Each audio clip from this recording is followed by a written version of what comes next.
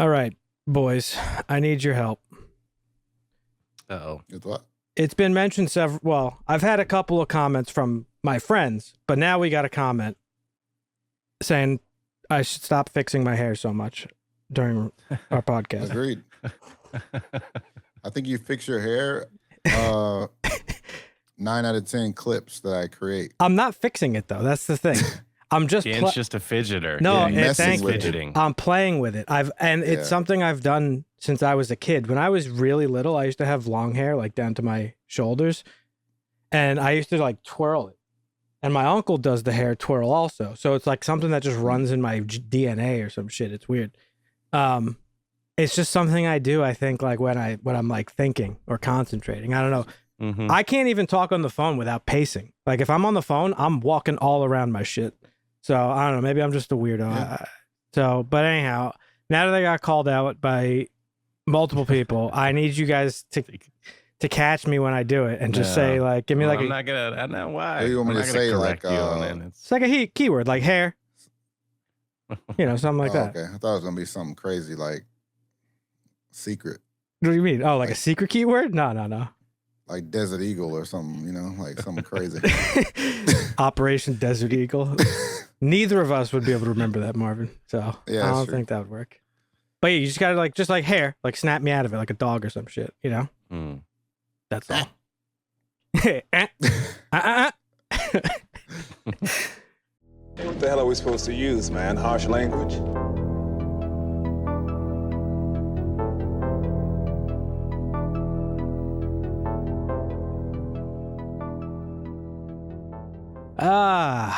Well, welcome back. Episode 96. We're talking about Beverly Hills Cop, Axel F today. The 4th installment. We'll get to that a little bit later. How are you guys doing? We skipped a week. Yeah. Yep. I was laughing. Make Marvin watch. It was a Dusty Make Marvin watch, and it's always his that get fucking skipped somehow. We had Three Amigos on the calendar, but we talked about it on the episode because it was a Guy Ritchie film. We were going to do Lock, Stock, and then Marvin Easy went mistake. to the calendar. Yeah, watch Three Amigos is fair. I was like, let's try it for the next night, but we didn't get to make it happen, so it happens. What'd you think of Three Amigos, Marvin? I didn't know if you were going to like that movie or not. It was good. We can talk about it a little bit. So Just a little bit. Let's catch up first. Okay, yeah. How you been for the last 2 weeks? What you been up to? Been good. Watching some stuff. Yeah. What did I tell you that I watched? I watched all of Hijack in one day. Oh, yeah, that was right. the Friday before we skipped our recording. Yeah. Who's that again? That's Idris Elba. Plane gets hijacked from Dubai to London. Gotcha. It actually was a cool plot. The plot, are you gonna watch it? Probably not. The plot was It's a show, right? Miniseries? these guys. Yeah, so it's like 7. I think it's 7 episodes because it was like a 7-hour flight, something like that. Were there snakes on the plane? No snakes on the plane. Okay. Idris Elba, he's going back home. These guys take over the plane. They want to bust some people out of jail, but it turns out they're also like trying to short this company, this airline. Shorting, for those who don't know, is betting that the stock goes lower. And it was crazy. They were making like, I forgot he said like, it was either like 13 million or 18 million for every penny that the stock dropped. I was like, holy shit. Damn. But that's that good shit. It was pretty good. The first half was really good, and then the second half was kind of like, That's interesting. Kinda Roaring long. kitty short. Yeah. So you're saying every episode was a different hour of the plane ride? Well, 'Cause that's the cool. flight was 7 hours. Okay. So there's it wasn't like exactly an hour per or whatever, but I think that's what it stood for. Like each That's interesting. episode was supposed to be an hour, yeah. I haven't seen a show do that, I don't think, since 24. And I never even watched 24. I just know that was like the premise is that like each season is a 24-hour period. Right. Oh, that's cool. No. Yeah. Never watched 24, That's when they were doing 24, back when they were still doing 24 episode seasons, which is unheard of now. Yeah, that shit wouldn't happen now. What you been That up was to? good. I still think 12 is a good, like, I'm not a big fan of the 6 to 8. You know what? I think it's Honestly, too short. I'm sure Just Marvin. make a movie. Yeah, well, I'm sure. Again, we talked about that before. Is like there used to be a very specific way that television was shot that was different from movies, and that's where I think. And Ryan Airy talks about this all the time when he's not clickbaiting with fucking spoilers and Easter eggs and secret meanings of a photo. He has said that that's one of the struggles that Marvel's having with their TV shows. Because Marvel has a very specific way of shooting their movies where like a lot of it is planned out already and a lot of it is sort of like paint by numbers, which some directors don't really want to deal with, like Edgar Wright, which is why he backed out of Ant-Man. But Marvel has had a hard time taking that structure to the way they make movies and putting it into their TV shows. Yeah. Because when they make their TV shows, they're literally filming movies and just chopping them up into 8 episodes. Yeah. And it feels that way. There's like no real continuity between each episode. It feels like there's no like cliffhangers or endings. And it feels very weird a lot of the time. 12 to 15 to me seems like I'm okay with 20 to 24 sometimes. Like if the show is compelling enough, I can do that. But I like 12 to 15 feels like the sweet spot for a show where you can actually get good character development and interest in the storyline, whereas just it feels like you took a movie and chopped it up and selling it as a show. Going back and watching some of, I mean, I guess our favorite shows, X-Files, Sopranos, fucking The Wire, like a lot of those older 90s shows that were bangers, some of the best shows ever made. That's like the biggest standout to me is going back and watching them is like the way TV used to be shot versus the way it is now. Mm-hmm. And I credit Breaking Bad for that, like cinematic style. But even that show and Better Call Saul was also structured like a television show. It was just had more cinematic approach to it. But yeah. What else you been up to, Marvin? I watched In a Violent Nature. Oh yeah, that's right. How was that? Killer POV movie came out recently. Is it overhyped? It was all right. I think it was overhyped.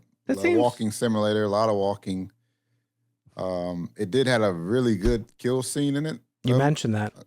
Which saved the movie for me and made it really like, worth watching. Yeah. Would you watch it again? It's like a top 3 kill. Ooh, that's bold.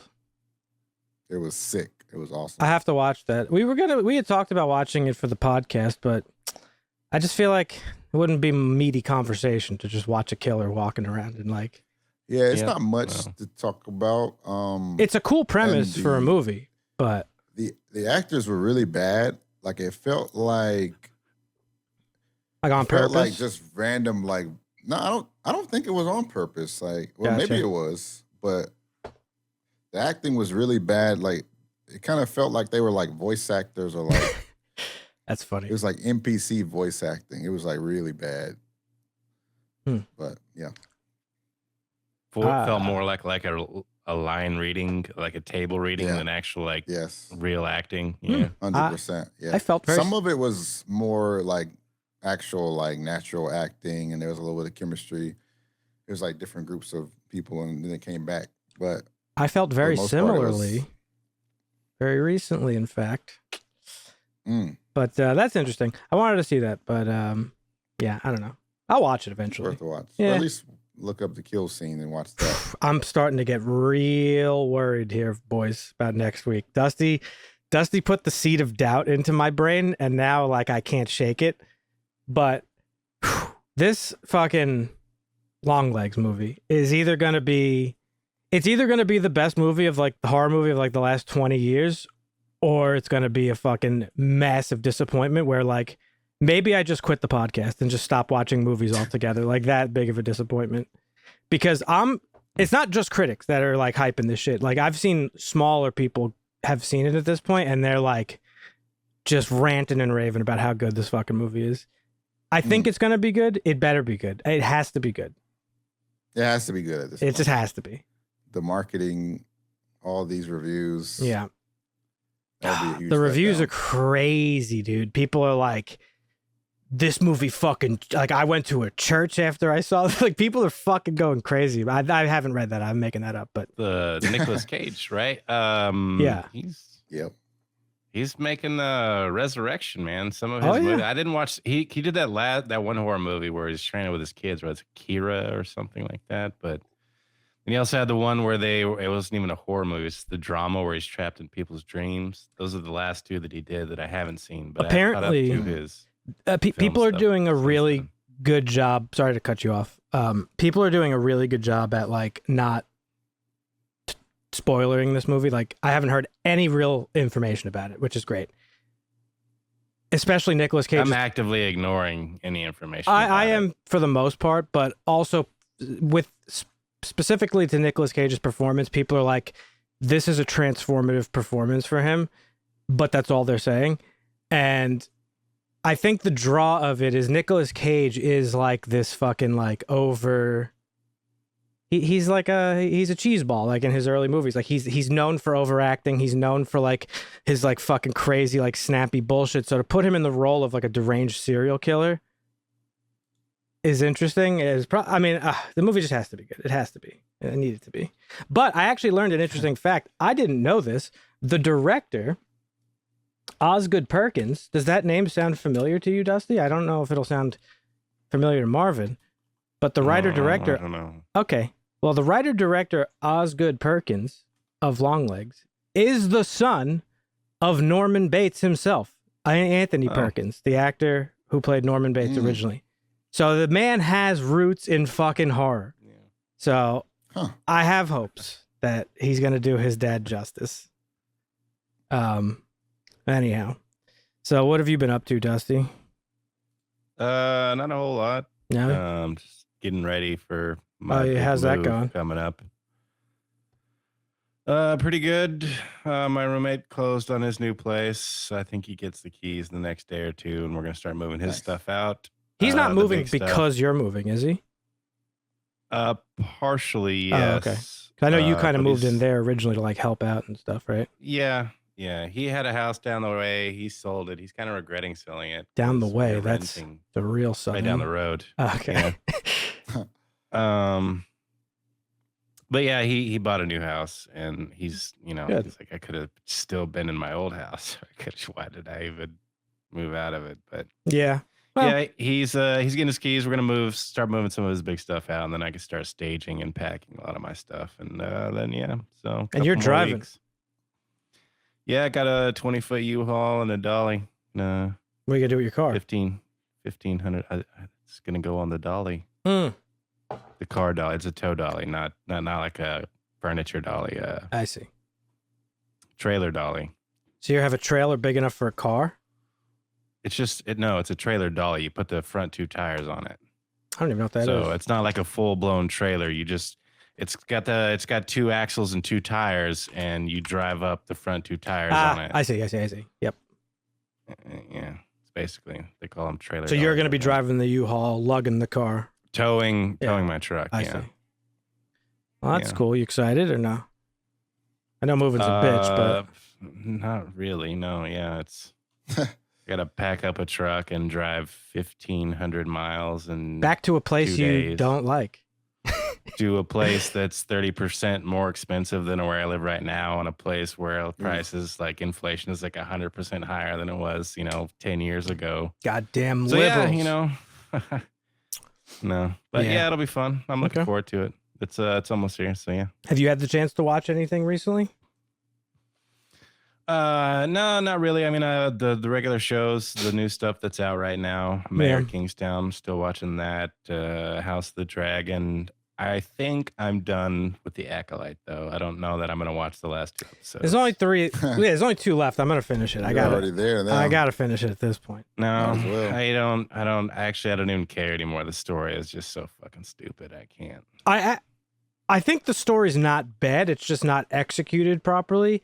I know you probably have a little bit more of a deeper hatred for it because it's pretty clear what they're doing in terms of like, this is just another idea that they've plucked from some better extended universe plot and just changed it to fit whatever narrative that they want to tell for whatever reason. And in that regard, it's like not working. I mean, yeah, like the last episode, there's just, I'm going to spoil some things for you, Marvin. I don't know if you care to watch it. I don't get the impression. Okay, so like we hired this tracker that can point out the smell of something and scream it out, and only one guy can speak that language, which is fine. That's okay, whatever. Yeah, but the tracker obviously knows that they've been switched, right? And Soul obviously knows familiar feeling with the guy, the dark side guy, Squid Games guy. I don't even remember his name. The Sith guy, obviously says, "Oh, there's some familiarity there with you," but trained one of the twins and can't recognize that it's not her; it's her twin sister. It's like this is just too stupid for itself. Like I can't. There's a lot of bizarre stuff that goes on in this show. Let me ask you though: is there anything you like about it? Again, I think the potential of the story is amazing. Like, so, in the books and the lore in the old days, like Yoda hid some stuff in the archives and deleted some stuff from the archives. So it's not too far fetched to have a story where, which they resurrected in the new trilogy. Some shit happened, and some Jedis experienced some things, and then they tried to cover it up because things were getting political. Like that. That is a fascinating story. But they didn't delve into any of it. Like we still don't know fucking anything about like how were the sisters created? Don't know. What happened to the cult? Don't fucking know. Like it's just like all we know is like there was this mission and it feels like everybody's going to die and that's how they're going to explain away. But they're going to have another season because I don't know. Here's what I do like about it. I get where you're coming from.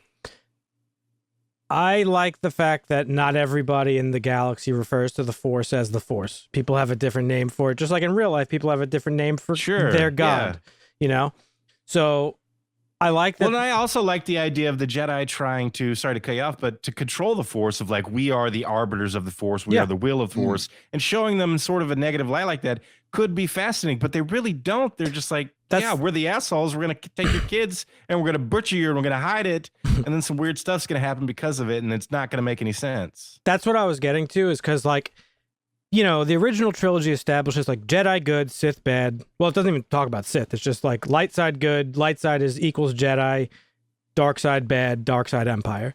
It's not until the prequel trilogy that it introduces the Sith and the idea of the Sith and the concept that like, hey, maybe the Jedi aren't as good as we think they are. And I don't know if George Lucas intended on that being a thing or if he accidentally did it, because I think the reason that people have that interpretation of the Jedi is because of the stuff that Palpatine says to Anakin to get him to turn, right? Is like, oh, the Jedi, like, they don't want you to fucking love. They want to take you away from everything you love, this, that, and the other thing. And I don't know if Lucas really intended on people being like, that actually is kind of fucking creepy. Like crazy that they do that. And like, so personally, I've always held the belief that like the Jedi failed Anakin more than anybody. Like they're more to blame for his downfall than Palpatine. Palpatine just saw a weakness in him and manipulated it. But it's the Jedi that instilled all those like archaic beliefs into him about like, not having any weaknesses and love is a weakness and attachments are weaknesses and all this other stuff. Anyhow. Yeah, I don't even think Lucas really had in mind like morally exploring. I don't think he did. The grayness of the differences between the light and the dark. It was just good and bad, light side and dark. There was a yin and yang, but exactly. We are exploring this morally gray area where like there's some users that use the dark side a little bit, but can come back to the light. Even Yoda used the dark side of the Force. I think I think even Qui-Gon used the dark side of the Force. So, Mace Windu used the dark side. Like he's like a known character to have used it. So it's like it opened, like the prequels opened up all this shit. And I like the fact that the show is showing the path that the Jedi went down of like, we are arbiters of good in the galaxy, but we're becoming political. We're getting politically involved. Just be political police robots. But they're not peaceful really people, and we can preserve peace, but we're not just going to do it at the whims of political prospect. But they're not really showing how the Jedi get from point A, where we see them in the Acolyte, to point B, where we meet them in the prequels, at least yet. But the thing that I think they're doing and I may be wrong, but I think they're retconning the origins of the Sith. The origins of the Sith have never been like official, but in extended universe books and stuff, the Sith were just a race of people on this planet that Jedi got banished to when they started using the dark side of the Force. And they just took on the name the Sith, and then the Sith became synonymous with dark side users, or like, so that's like the extended universe stuff. It seems like whatever group this witch group got fucking cast out of, the fucking actual bad guy of the show was also part of that. And I think we're seeing the origins of the Sith, because he says it's like, you would refer to me as a Sith or something like that. I don't know. I like his perspective though. I think he's an interesting character in that he's like, the Jedi tell you that what I do is bad, but I don't see it as bad. I'm just doing what makes me happy, or I'm exploring my like stuff. I don't know. It's just interesting to me, but the show is just doing it in a really poor way, and I don't really care about anybody. Plagueis? I actually said that to watching it the other night. I was like, is this guy Darth Plagueis? But I don't think it is. And he also like hinted at the rule of two or whatever, which is the like every Sith must have an apprentice. I don't know. I don't really know what's going on, but I know there's 2 episodes left. I don't think the show is great. I haven't done I've been slacking on shows. I've been mentioning it for fucking weeks and weeks and weeks, but I finally started catching up on some stuff. I started watching Sweet Tooth, that show on Netflix about the half humans, half animals. That show is like really good. It's just a really sweet show, I guess. So like kind of like it's like very sad at times, but it's also like, it's like feel good sad, kind of. Yeah. Mm. Really cool premise. Yeah, it's nice when you can miss out on a show for a couple of seasons and then just like binge into it and experience how good it is. Well, I've been watching it since it's been on air. It's just this is the last season. Okay. Yeah. No, I've been actively watching it. It's great. Oh, okay. Are you familiar with it? Yeah, I'm familiar with the show. I have not watched it though. Marvin? Yeah.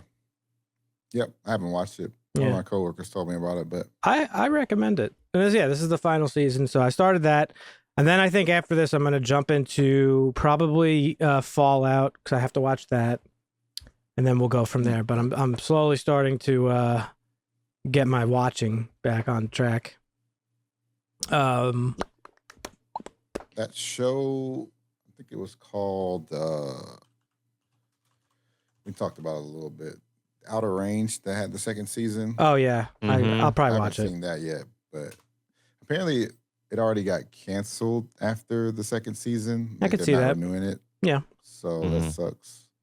I wasn't crazy about that show when we watched it. It was okay. This 2nd season was much better than the first, but I could see how this is the problem with shows like this. It feels like, and this is like one of Dan's big problems with Zack Snyder's, like the buildup just stop with the buildup. Like we don't need a 5-hour buildup movie to get to a 3-hour action movie to get to a 2-hour finale. Like, and I think one of the things that people are kind of complaining about the Kevin Costner biopic is some of the reviews I saw is like it's a 3-hour buildup to the next movie, and that's all it is. Great cinematic film with some cool Western stuff, but it's all just a buildup to the next one. Right. So, I don't know. Yeah. So, Marvin, what'd you think? Tell us what you thought a little bit about Three Amigos. I remember watching that movie as a kid. My dad used to make me watch it all the time. Or my dad made me watch a lot of old stuff like that. That was one of them. I've always loved that movie. Like, if we talked about Steve Martin when you watched The Jerk, he's just like comedy legend. And it's like one of the OG spoof movies. Yeah, like it's a spoof on like the Magnificent Seven of sorts. Yeah. Yeah. I thought it was good. It had some really funny moments. But it wasn't my favorite Steve Martin thing. That's fair. I've seen. It's a little bit dumb. To me, it wasn't as funny as The Jerk. I thought The Jerk was funnier than this. I haven't seen a lot of Westerns, so I think it's possible that I probably don't have the same level of appreciation for like maybe the format. I guess Blazing Saddles would be the first. I think Marvin's seen Blazing Saddles, right? You have? I think I have. I think I have, yeah. I just her accent in that first scene was really bad. I don't know what was going on there. She kind of sounded like Dracula or some shit. I just want to say that. Chevy Chase, he's got to be like the greatest at playing a fucking Jerk dumbass off character. Oh, dumbass, yeah. So good. Yeah, he's so good at that. I do see. I actually heard an interesting breakdown of the Chevy Chase versus Bill Murray during their time. It was pretty fascinating. They almost like Chevy Chase is kind of like a dick though. He's like but that was the argument is like Bill Murray plays this dick, but generally at the end of the movie has some sort of like story arc where you kind of feel okay, he's kind of cool. Whereas like all these characters that Chevy Chase played back then, he was like a dick, and he was still a dick. He was just like an unapologetic dick the whole fucking time. El Guapo. Yeah. Yeah. I see what you're referring to with the chemistry of Steve Martin and Martin Short. I do think I still need to see more of that. I'm telling you, watch that show. I keep raving about Only Murders in the Building. That show is so good. That's a highly recommended. Where are we on season 4 or 5? We're getting up there. 5. Right. So you got some binging to do if you ever get bored of anything else. The next season 4 is August 27th. Oh, yeah. Damn, 4 seasons. Yeah, Dusty Bottoms. So you like it? I know what I'm calling Dusty for a while. Dusty Bottoms. Yeah, I mean, that was one of them. It was Dusty Bottoms, Dusty Roads, and there was another one. What would you rate it? It's 6.5 on IMDb, just out of curiosity. I'd probably give this like a 7.5 probably. I think it was pretty good. When we talk about, I give it to. When we do our conversations, I always try to like pick like a topic that I want to like center the conversation around. And for that one, I was going to ask you guys if you thought that like movies like that are capable of being made today. And it's interesting because it kind of also plays into Beverly Hills Cop, which we're going to talk about here soon. But like, it's a very particular type of movie. Like Dusty said, it was a spoof. It's not really a spoof. It kind of is. Right. But it's like just ridiculous. Spies Like Us. Unrealistic, straight up. More modern. Tropic Thunder. Tropic Thunder, yes. Just unabashed. The one where they go to Korea to interview Kim Jong. That's okay, so those are like more modern takes on stuff like that. Just like ridiculous. Unabashed, like unrealistic, ridiculous comedy. I don't know that these movies are... They're not regularly made today, but are they even able to be made? I don't know. Like, do they work in a modern day? I don't know if they do. Because my reason for saying that is, I may be wrong, but no, there's no right or wrong answer. But the reason I think it is because, like, I think movies like this worked back in the day because of the lack of information that people had about stuff. So a lot of these things are like caricatures of what people think goes on in like the show that they were on. Right, that they were the actors of, was the show that like not mocks like Mexican culture, but like is a caricature of it because it doesn't fully understand it. But now in modern society, we have so much information about everything that when you do caricatures of things or stereotypes of things, they almost come off as ridiculous because you just know it's not true. Like stereotypes were funny. I mean, they're insulting too, but they were funny most of the time. Because of how, they are both. They're both funny and insulting, but because of how ridiculous they are. Now, I feel like it's just so easy to be like, well, that's not true. So well, it's like the humor is just a little bit lost. We're in a different time where we don't laugh about it as much. We're like, oh, you can't say that, or you can't do. There's just more of a. I think we're. No, I don't mean it in that way. I still think stereotype is fucking funny as shit when they're not just straight up insulting. There's some that are funny, and there's some that are like highly insulting and like racist most of the time. But what I'm saying, we're talking Eddie Murphy today, and You People was one of his recent ones. That was funny. That one kind of dug into Terry. That was a good movie on stereotypes. Well, I mean, like, okay, well, no, I guess I won't get into it. But you guys understand what I'm saying? I just don't know. Yeah. I'm not saying this type of movie can't be made today because it's politically incorrect or something. I'm simply just saying it's like, the comedy element is sort of lessened because we have so much information about things nowadays. Do you know what I mean? Does that make sense, or do I sound ridiculous? I don't know. I think you sound ridiculous. This movie's hilarious. I think it's hilarious too. It's a great movie. Love it. They could still make it. Okay. Yeah, they maybe could. Like I said, I don't think there's a right or wrong answer. I was just thinking about they it. They still do as well. I guess my argument is they still do. They are fewer and farther between because it does take, I think, a little bit more brass to make a movie like this. Because, like I said, I could name two. Like a Tropic Thunder is one I would say definitely. Like this is a movie about the guys making a movie. You know what I'm saying? And then, well. If we want to talk political correctness, I don't think Tropic Thunder is a movie that could get made today. And I know Robert Downey Jr. has been asked this. I saw him on like Actors on Actors. I forget who he was talking to. But like, I think if they put a white guy in blackface in a movie nowadays, like the internet would just fucking cease to exist. Like it would open up like a rift in time and space and just completely collapse. Like the world would be destroyed. But I don't know. I love Tropic Thunder. Be $1 billion movie. Have you seen Tropic Thunder, Marvin? You must have, right? Yeah. Do you like that movie or not really? I don't really remember too much, okay. Honestly. So fucking Danny McBride in that movie is fucking hilarious. That's one of his first roles. Oh wow. But yeah. All right. Well, I'm glad you liked it, Marvin. Another classic under your belt. Yeah, I wouldn't. I don't know if I would categorize that as like one of the better Steve Martin movies. I mean, I guess it's up there, but he's got so many. I just think it's one of the better comedies of the 80s because of the cast overall. Yeah, I mean, for sure. Yeah. When you get those guys in the same movie, it's insane. What would you rate it, Dusty? I'm with Marvin. I think it's a solid 7.5. Cool. All right. Well, what have we got in the news, Dusty? It's been 2 long weeks. What you got for us? Well, we got a little bit of news, not a whole lot. We actually have a $1 billion movie this year, guys. Did you see that? I did not. All right. Inside Out 2. Oh, made $1 billion? Oh, wow. Of course. Yeah, 1.2 billion is actually where it's at. Oh, shit. So yeah, I actually predicted Dune Part 2 would be. I was completely wrong on that. It's still holding on to the second spot at just over 700 million. I think 711. But yeah, Inside Out 2 easily cleared 1.2 billion, and it's not slowing down. Still going strong. It could earn a 1.5, but we got our first one of the year. So movie theaters are dead, or they're not. I don't know. Depends on the movie. I haven't seen the first one. I haven't seen the first one. Oh, the first one's great. Really? I've heard it's good. Yeah. I've heard it's really good, but I just never watched it. I don't know, like it's been out less than a month. Inside Out 2? It's only been out like sequel. That's global, obviously. Yeah, that's okay.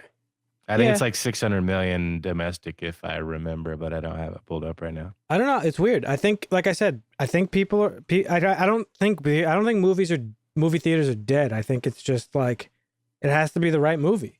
Like, correct. What was the one we were just talking about that I was so bummed out about? Oh, fucking Bike Riders. Here's a movie that just came out. Okay. Yeah. I want to watch it for the podcast. We're getting fucked this month, by the way. There's like so much good shit to watch this month that like we're like overflowing. And I won't even be able to record it. You guys are gonna do one without me. Yeah.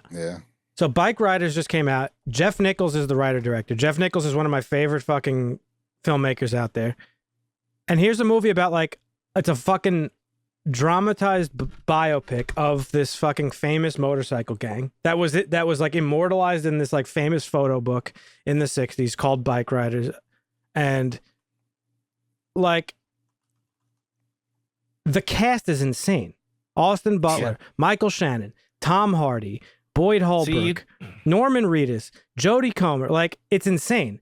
This movie comes out in theaters, and it's definitely a low-key movie because Jeff Nichols is like a more of a low-key filmmaker. But I was like, dude, I want to go fucking see this. I want to go see this. Literally comes out on streaming in 2 days. It's been out for less than a week and a half. Mm-hmm. So how are you going to sit there and say theaters are dead when studios are doing this? This isn't his doing. Like, they're just like, all right, put it on streaming. Like, why? What were you going to say, Dusty? I'm sorry. I just I'm taken aback by you at sometimes that I can't figure it out, Dan. What do you mean? You hate You hate period pieces, but every now and again you're like, oh my God, this period piece looks so fucking amazing. No, okay. And I just don't understand what the I can explain this one looks good, this one looks bad. It's the term period piece that I think we get hung up on, because period piece is a very broad umbrella. Literally a movie that's about fucking early 2000s is a period piece. It's about Godzilla is it's about a period piece. Anything's a period piece. When I say period piece, I mean movies that fucking like go back to like that movie Abraham Lincoln. I'll never watch it. I don't give a fuck how good of an actor Daniel Day-Lewis is. Never watch it. Looks boring. Phantom Thread. I'll never watch it. DGAF, that is fucking Daniel Day-Lewis. I was recently, not too long ago, forced to watch Pride and Prejudice. One of the most boring fucking movies I've ever seen in my fucking whole life. You couldn't pay me to watch. I'd rather be slowly consumed by moss than watch that movie again. Like, that's what I mean by period pieces. There's a movie. There's a movie. I know it's a good movie. My friend and I argued about it. We went to the theater to see it. My friend and I used to go to this little indie theater that's local. They would play all these indie movies. I don't remember the name of this one. It was with Ed Norton, and he was like a fucking doctor or something. What was he? He was traveling with like his wife, and they were doing Painted Veil. Thank you. Oh my God, how'd you just find that so quickly? Google. What did you Google? Edward Norton doctor movie. Oh, all right. Marvin's Google foo is stronger than yours, Dan. Marvin's the best Google and Redditor known to man. But anyhow, it's true. It is true. The Painted Veil. I went to see this movie with my friend. I literally slept through the entirety of this movie, and it's just something I find very boring. I'm sure it's a great movie, but like it's just that's what I mean by period pieces. So I'm sorry. Okay. What's the cutoff for the like period where you get bored? I don't know, because there's period pieces that I like. I understand why Dusty's flummoxed by it. Like, I think There Will Be Blood is one of my favorite movies ever, and it's one of the best movies ever made. And I know that, and I love it. And I can watch. So it's just going to be a hit or miss. It's like sometimes I hate it because the movie wasn't that good and it was a period piece, so I hate it more. As what I feel like you get it, like you lean into like. It's not the time It wasn't period. that good, and it's a period piece, so I fucking hate it even more. It's not the time period. I think it's the subject matter. Gangs of New York. Sure. It's another movie I love. But this so I don't. He's like pre-13 colonies. He's like not fucking with it. Last of the Mohicans. And I like that movie very much. I don't know. I don't think period piece is like the best descriptor. Yeah, it's a hard descriptor. Yeah, I get it. I'm just. I know you are. You're busting my chops. I wouldn't call Bike Riders a period piece. It takes place in the fucking 50s. I mean, it is a period piece, but like Yeah. But anyhow, why are they fucking putting this movie on streaming 2 days after it came out? It's not doing that well, is it?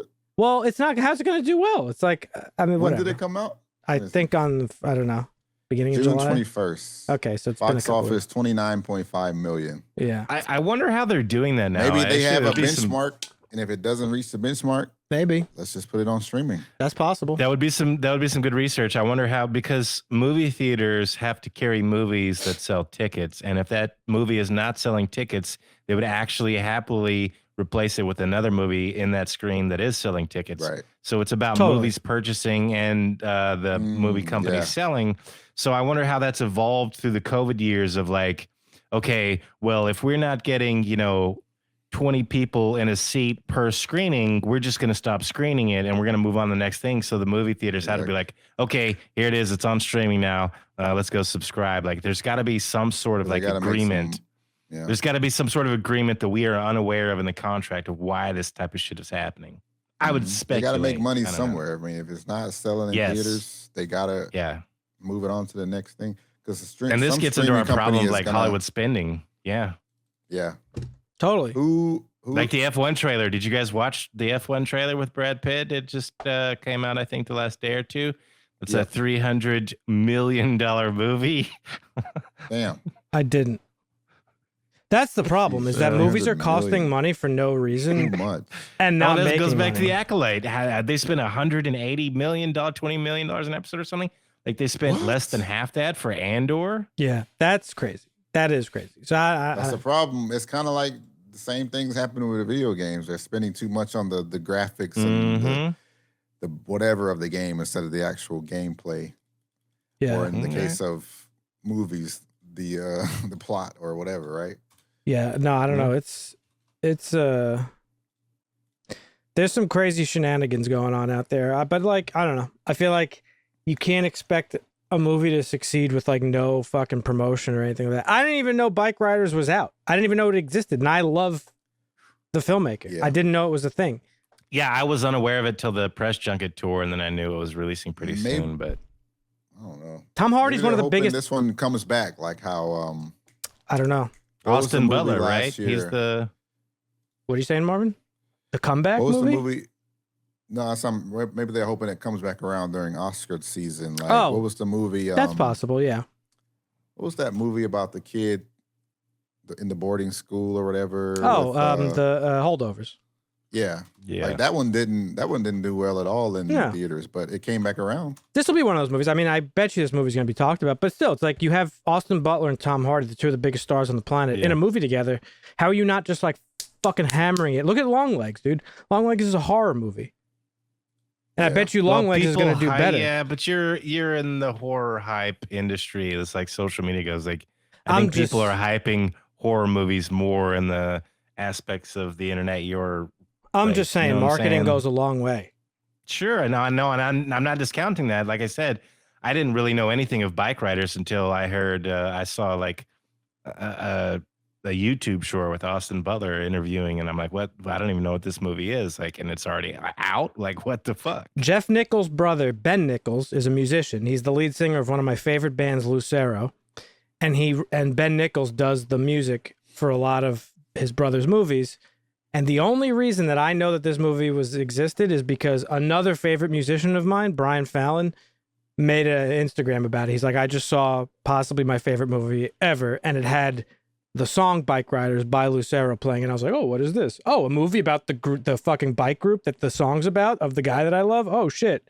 So it's like, I don't know. Interesting. Marvin and I mentioned it too. Marvin made a good point. You, what was it? The episode we talked about, can't remember what movie we were talking about, but you weren't here, Dusty. And Marvin said maybe the marketing's not bad. It's just that we don't see the marketing because we don't have TVs and we have ad blockers and all this. Yeah, other you stuff. miss a lot of trailers. Yeah. I was like, well, that's a good point. Culture shifting, yeah. No, that's a great point too. But it's like, still, I don't know. I follow a lot of like movies. But that's what social media is for. Yeah, like you think there would be better promotion online. Yeah, I follow a lot of movie related stuff on Twitter, and I didn't see anything about Bike Riders, so it's just bizarre. Yeah, I mean, when it comes down to it, if it is good enough, like a good enough trailer, good enough marketing, it'll spread to people that don't watch any type of ads whatsoever. It's just they haven't put the effort in. And clearly, I guess they aren't. It's no mystery why a movie like Inside Out is making over $1 billion, because like popular kids movie, like those are always going to sell, I feel like. Yeah, anything. Yeah. So for sure. Yeah. I have to say about news related, I'm not going to say too much because I know that you're trying to avoid the spoiler stuff. There have been so many, like a shocking amount of set photos from Superman released. Yeah. I can't believe that he's allowed this. I only have one out. Piece of Superman news. Okay. If you want me to tell you what it is, and then you can go into yours. Yeah.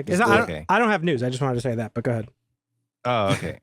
Well, this is fascinating news for me, actually. I thought this is the type of like spoiler news that I can get behind and read. Let me see. Well, now I fucked it. Now I gotta fix it this time. Okay, now I'm done. Per Variety, Will Reeve, who is actually a journalist and news correspondent at ABC, will play a TV reporter in the upcoming DCU Superman movie. This is a cameo. Yep. Not sure if he's gonna have a line or be able to question anything. Will Reeve, obviously the son of Christopher Reeve, who played Superman. I told Marvin that last time we recorded. He's cameoing. Cool. It's nice.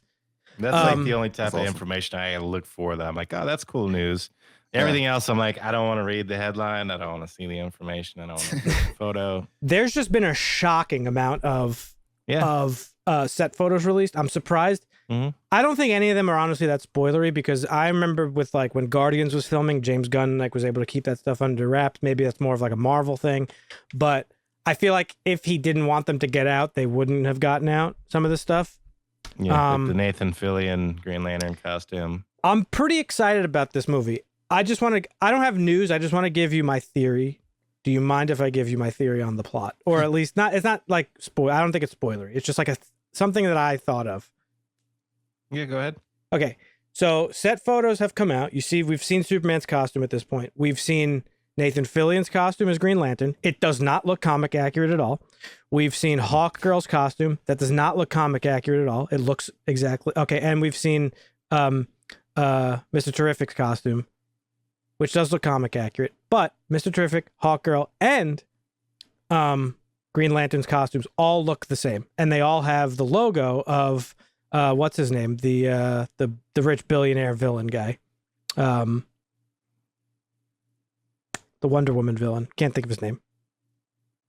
I don't know. Anyhow, seems as though we have two groups of heroes, because we know that there's a lot of heroes in this movie. We have a government-run group of heroes that's Wonder Man, I think, is part of. There's a set photo of Superman being arrested. So I think there's like the government heroes.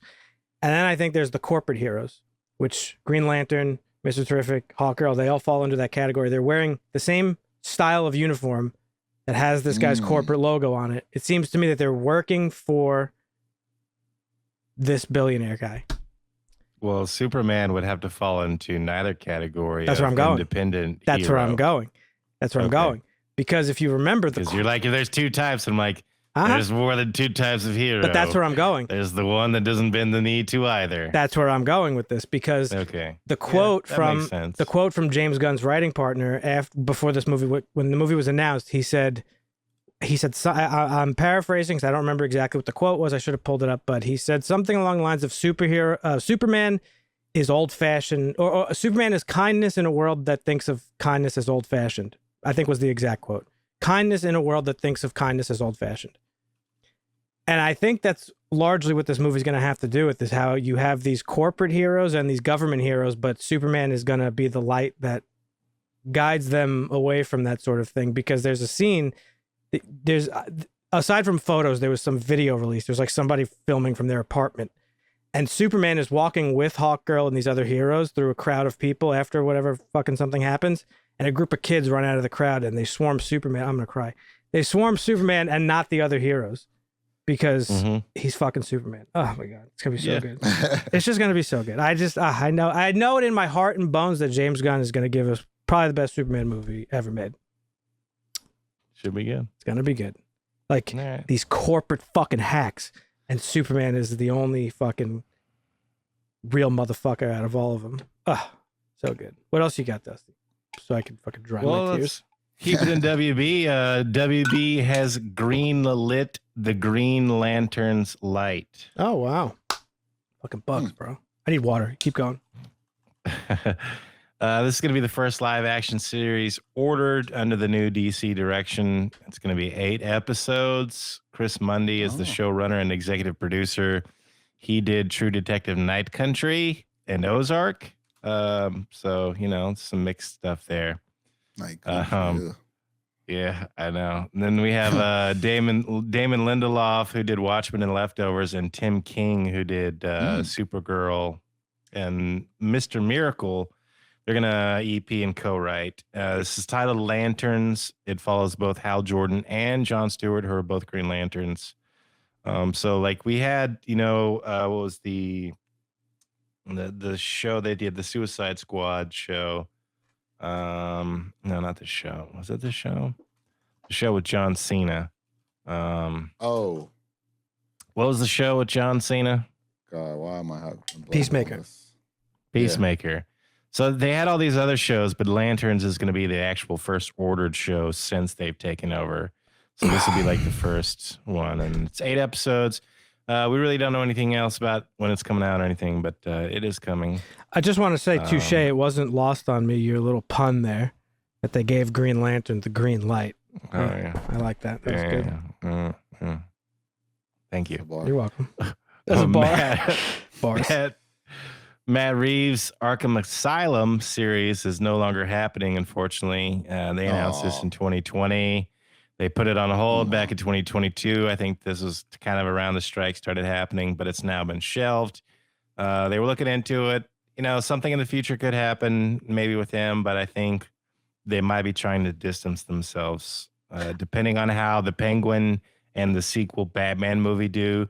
They may build more into that alternate universe, but they may also just try and close the door and say it's all only official DCU from now. I think that's a bad move, personally. What, shelving Arkham Asylum? No, letting Matt Reeves continue doing whatever he's doing. I see. Okay. You want Matt Reeves to make a Batman movie, just be like, all right, make a fucking, like, I don't know. It's just... Right. Listen, Marvel is already giga successful, right? And they're struggling keeping their fan base interested in shows and this and that and multiverse and this and that. It's going to be harder for DC to do it in a new universe, being like, oh, that Batman's not part of this thing, and this thing's not part of that. Like, why are you adding... They're actively like... Yeah, like, why are you adding the complication? Like, we already know that it was difficult. They invested, like, because the Penguin is coming out soon. It's definitely a Warner Brothers thing, because Batman is one of their most successful characters, especially in film. Like, I would argue the Batman films are like probably more up until the Marvel stuff has been like the most successful superhero stuff there has been. And it's like they probably want just as much Batman stuff as possible. That's why they're doing the Joker sequel. That's a fucking musical. It's like, what are we doing? Just make the DC universe. That's it. Because they're making money off the side projects, and the side projects are doing it. People like them. No, I know why they're doing it, but like, I don't give a fuck about Matt Reeves' Batman. Automatically, if it's not part of the DC universe, that I'm going to have to be following this whole continuity and intertwined stories and stuff like that. But that's the thing, is like, that's the beauty of it, is you don't have to. Let's say, just for the sake of it, the WB, they gave Zack Snyder a license to make the rest of his show on Netflix and said, it's not our universe. He can finish it. He can do whatever he wants. We'll make a couple $100 million on it. Like, you'd be against that? Fans would like it. People would enjoy it, and it's entertainment, and they're making money, and so they can grow the IP and do better things. You know what I'm saying? Like, there's opportunity to shop that stuff sometimes. I don't think it's always bad, but there is. I don't know. But I get what you're saying. Also, you don't want to dilute it so much that it's everything just like, that comes out you're not interested in. No, but it's also because like the Matt Reeves Batman like has no reason to exist. Still, I mean, I'm criticizing that movie also, like, on its own, because I didn't really care for it that much, as you guys know. Didn't hate it. I just thought it was boring and pointless, because it just was like, it's like, all right, let's take everything that every other Batman movie ever did and sort of mash it into one little thing. You have ideas from the Dark Knight trilogy, you have ideas from Tim Burton, you have some original stuff, and it was just like, okay, well, you're not doing anything new or different, so it's like, what are we doing? I think James Gunn's Batman, or not James Gunn's Batman, but the DCU Batman is going to be at least a different take than we've seen on film. I think it's going to be a more comic book accurate version of Batman, and not the Batman that like Tim Burton established all those years ago as like the film version of Batman, this dark, brooding, fucking like all black costume Batman. Or, like obviously I think Batman the Animated Series is a pretty... No, it is. That's what I'm saying. I think that but that's not live action. So I think that what we're going to see, the Brave and the Bold movie that is going to be under the DCU umbrella is going to be more in line with that, than anything. Like, the animated series was dark and brooding, but it's more comic book accurate. You know what I mean? Sure. Yes. So, I think we'll see Batman in like a gray and blue fucking costume, if I'm being honest with you. That'd be awesome. So then when you have this other dark and brooding fucking depressed emo Batman in this other thing, that's like, well, where's this coming in? It's like, oh, well, that's this other part. Like, I don't know. Yeah, what is the Elseworlds? Yeah, the Elseworlds. Yeah, I don't know. I don't really care for it in film, but we'll see. I don't know. Again, like you said, it's up to the audience to pick and choose what they want to watch, right? Yeah. They are rebranding. I don't mind it. I mean, I don't need to have the fucking DCU thing and have the whole like universe that becomes the whole like Thanos thing again, where it's like all these movies connected. I don't really need that, really. That's another good question. See, you don't get FOMO from the shit. I do. No, but I'm being serious. Like, if I don't watch like the next Marvel thing, I'm gonna have FOMO because I want to see even if it's one little tiny seed. Like, I think for me personally, and I know a lot of people also feel this way. What are you saying? Just mumbling. About what? I mean, because there's some Marvel stuff that you haven't seen. So if you're gonna say Legion and fucking this other shit, the WB shit, get off of it already. What I'm saying is Agent Carter and Agents of S.H.I.E.L.D. I've watched Agent Carter. I've watched the first couple episodes. I didn't finish it. But anyhow, what I was saying is I personally, for me, the stuff that I loved about Marvel is the little seeds of what's to come. I love that shit. Like no, absolutely. I love the stingers at the end of the films. It's like, oh my God, like fucking Thanos. That shit is crazy. Like, I love that stuff. So it's world building. Yeah. But it's Marvin, cool, but it does lead us to the same point where we're at today. Like, oh God, we have to watch everything now. But also it's all connected like that. Yeah. Can just be a little bit much. But you make a really solid point, Marvin, because we've already said DC was behind the fucking 8 ball 10 years ago. And we were, people were saying like, well, what the fuck are they taking? My friend Ed and I, relevant. Shout out to Ed. Yeah. Me and Ed been saying for years, like, the fuck is DC doing? They don't have to play catch up. But now I'm wondering, like, maybe the universe thing is dead. Maybe Marvel fucking cooked it to death. You know what I mean? DC was making better.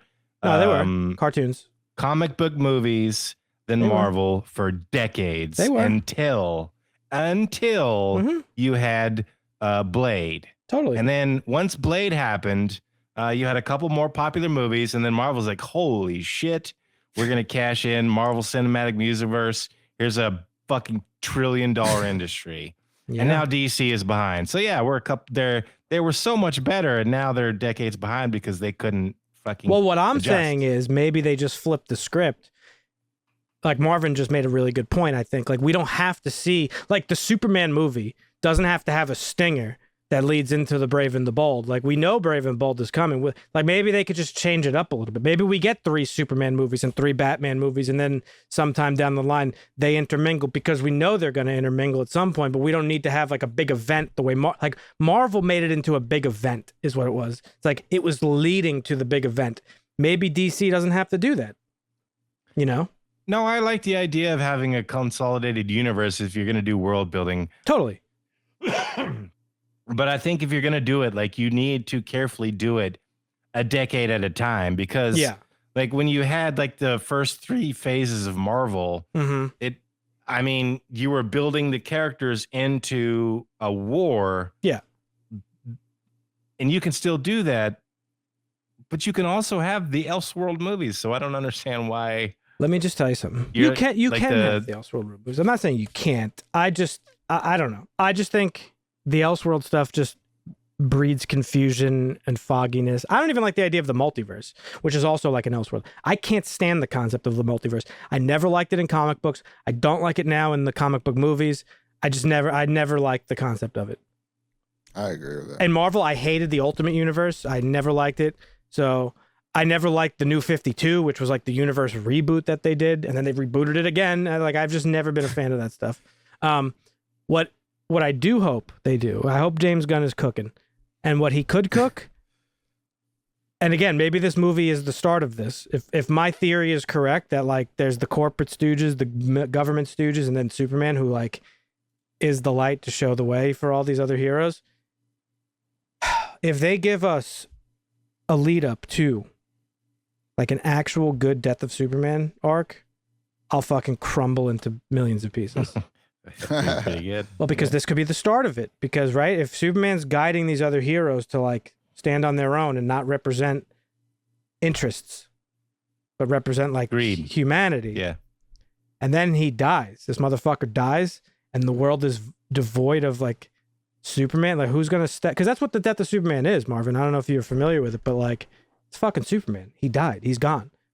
And it's all these heroes like trying to step up and fill the void. And it's if they do that accurately in a movie, oh man, it'll be so good.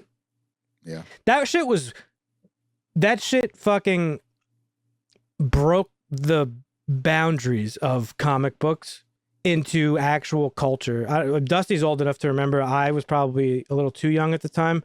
But the death of Superman, when that happened, like, it was global news. That shit was on billboards in Times Square. Yep. Like, it was on the news. Like, Superman died. Yeah. I remember reading the comic with my friend. Yeah, absolutely. Shout out to Brad. What's up, Brad? So, yeah. But yeah, anyhow. Yeah. All right. Well, what else we got? Speaking of letting them cook or cooked. Yeah. Dave Filoni. I knew you were going to say his name. I just knew it. Well, we talk about Star Wars. There are some fandoms. This was mostly, I think, pushed by our favorite leaker, My Time to Shine. Hello. But has Dave Filoni lost the fandom? And is it time to hand over the keys to Tony Gilroy? Ooh. But here's the thing. Tony Gilroy doesn't give a fuck.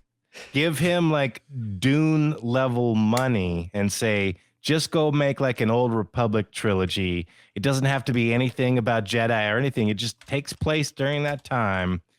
Go fucking make us some money. Do you think that Tony Gilroy could fucking turn the Star Wars fucking ship around? Because it seems to be like on a Titanic type fucking mission right now of the hubris of we're going to sink this motherfucker, guys. Just watch. I have my own idea, which I'll say in a second. I like what you're talking. Is this news or what? Did you bring, or did you just? No, this was. I mean, I saw it was a entertainment article. So some people are saying nobody's. This is fans and people inside are saying like, hey, what if we should turn to Tony Gilroy? Give the keys to Tony Gilroy. Well, here's the thing. Let's go in a different direction. So Ahsoka was rather disappointing. I think is the majority opinion on that. This show is a disaster. I think Mandalorian's run its course. Dave Filoni is weird to me. Like, he made a good show 20 years ago, and then everybody looks to him as like the arbiter of what George Lucas would have wanted. Like, he's the one who knows. Go ahead. He's woven some good stories together. He sure has. I will give him credit. Absolutely. But to look at him as like the savior of Star Wars, I don't know. But to speak on the topic of Tony Gilroy, this was his quote about Andor from an article called How Andor Became the First Star Wars TV Series for Grown-Ups. Quote, I wanted to do it about real people, Gilroy says. They made all this IP about the royal family in essence. It's been great, but there's a billion other beings in the galaxy. There's plumbers and cosmeticians, journalists. What are their lives like? The revolution is affecting them just as much as anybody else. Why not use the Star Wars canon as a host organism for absolutely realistic, passionate, dramatic storytelling? As for any other legacy characters who may pop up in season 1, they are, Gilroy says, never fan service. Quote, it's never cynical, he continues. It's always meant to be there. It's always protein. It's never icing. So Tony Gilroy approached Andor as a creative, okay? Not as a fucking money hound who just is fucking pumping at anything they can throw the Star Wars label on. I do not think he would be interested in doing anything else. I don't think that they would want him to do anything else. And also, I don't think I would want him to do anything else. Andor is good because of that quote, because he understood this is what I want to make. I want to focus on these other people who were part of this uprising and explore real people. So the scenario is if you gave him like Dune level money and you said, go make an Old Republic trilogy. Yeah. You don't even have to use all the money. Just be creative and make a story. Totally. He could do it. I think he could. Here's what I would do. If I was a Disney executive, if I was Bob Iger, I don't know that this is even a possible chance in hell. I would do one of two things. One, yo, George, you want to come back and play? Fucking, they already paid this dude a fucking bajillion dollars. Give him more money. Like, just let him come back and do it. Like, I don't know that it would be good, but it would make them a lot of money, first of all. If you brought George back, you would reinvigorate a lot of fans who are pissed off. You would reinvigorate a lot of fans. I actually think That's a brilliant idea. You would reinvigorate a lot of. Does he speak on any Star Wars stuff, or does he do any type of like podcast or like he's like not 80s, really? So and he's big into the Skywalker Ranch thing. He doesn't really talk about it. Audio visual. I think he's criticized like the new trilogy a little bit, but like kind of lightly. I don't know. But you bring him back, you pay him a boatload of money to do it. First of all, like you said, you reinvigorate a lot of fans that are angry. You automatically print money. The movie doesn't have to. The movie can be a black screen. You're filling seats.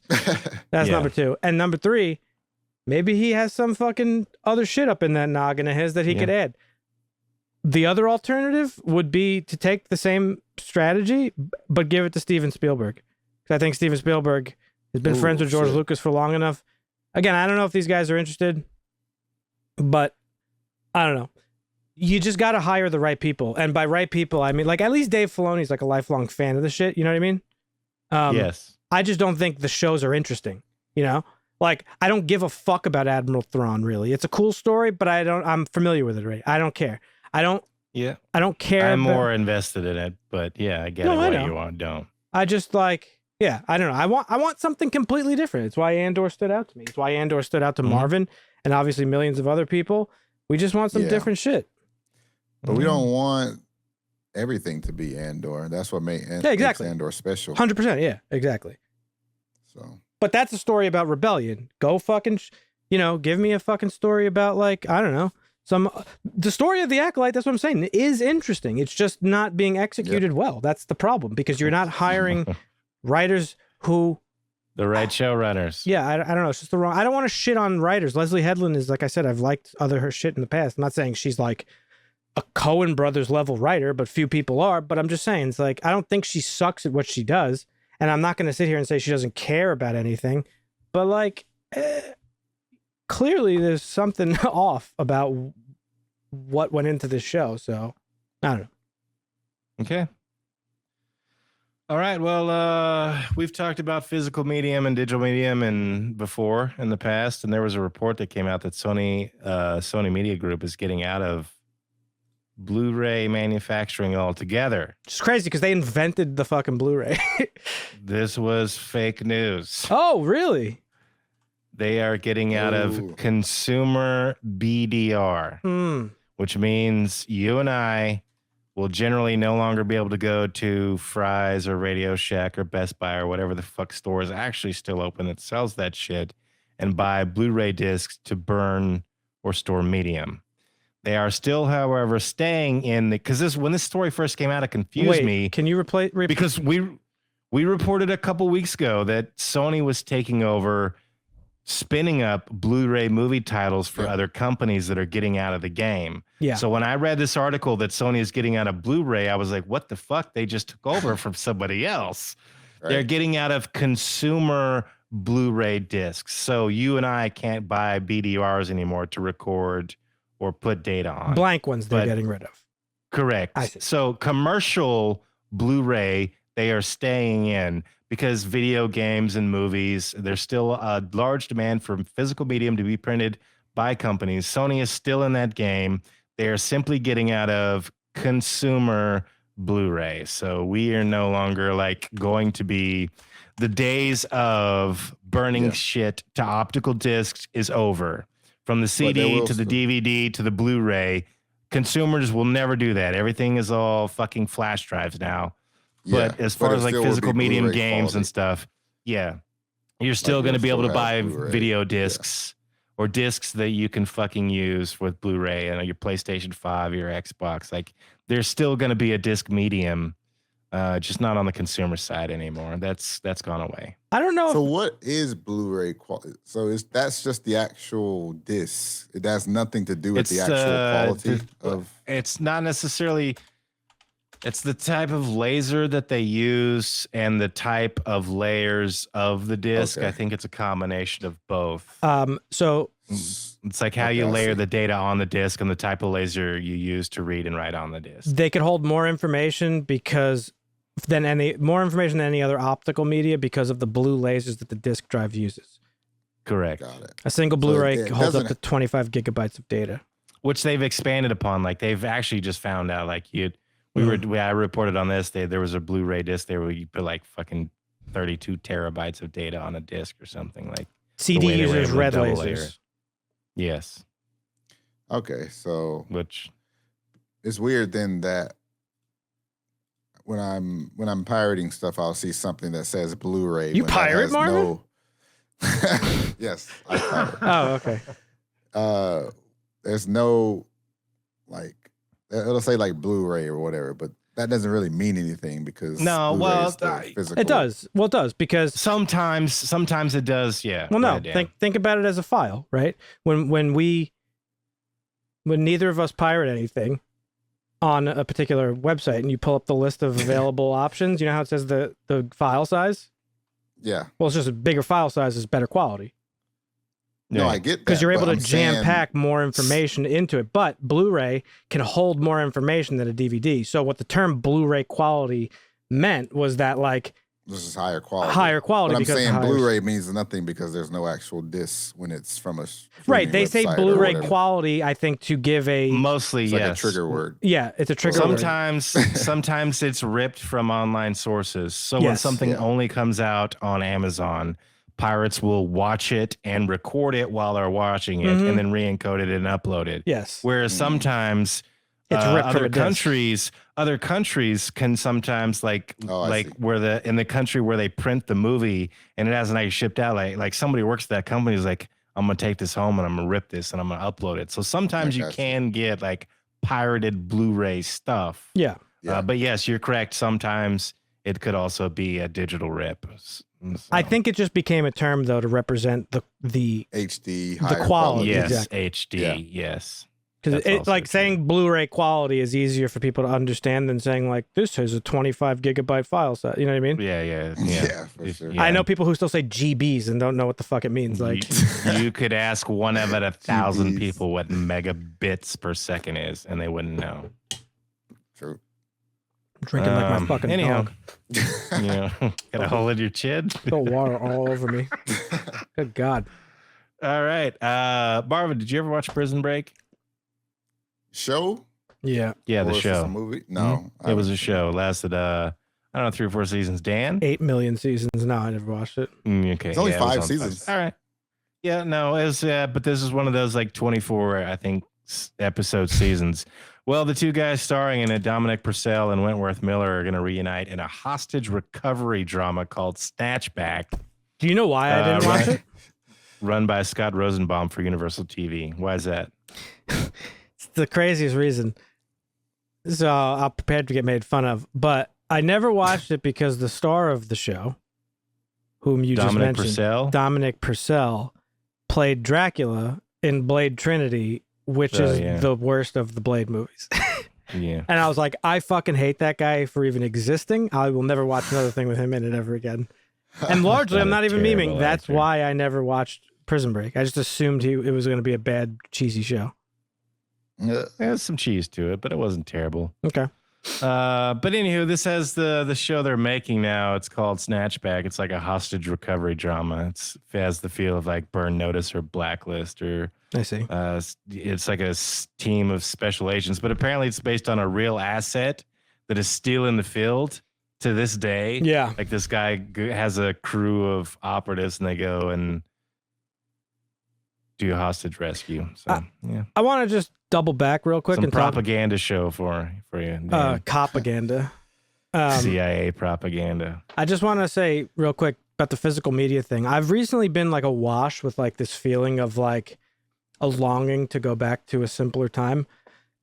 I don't know if it's because I'm getting older or what, but like everybody feels this, right? Everybody's like is nostalgia for like when they were younger.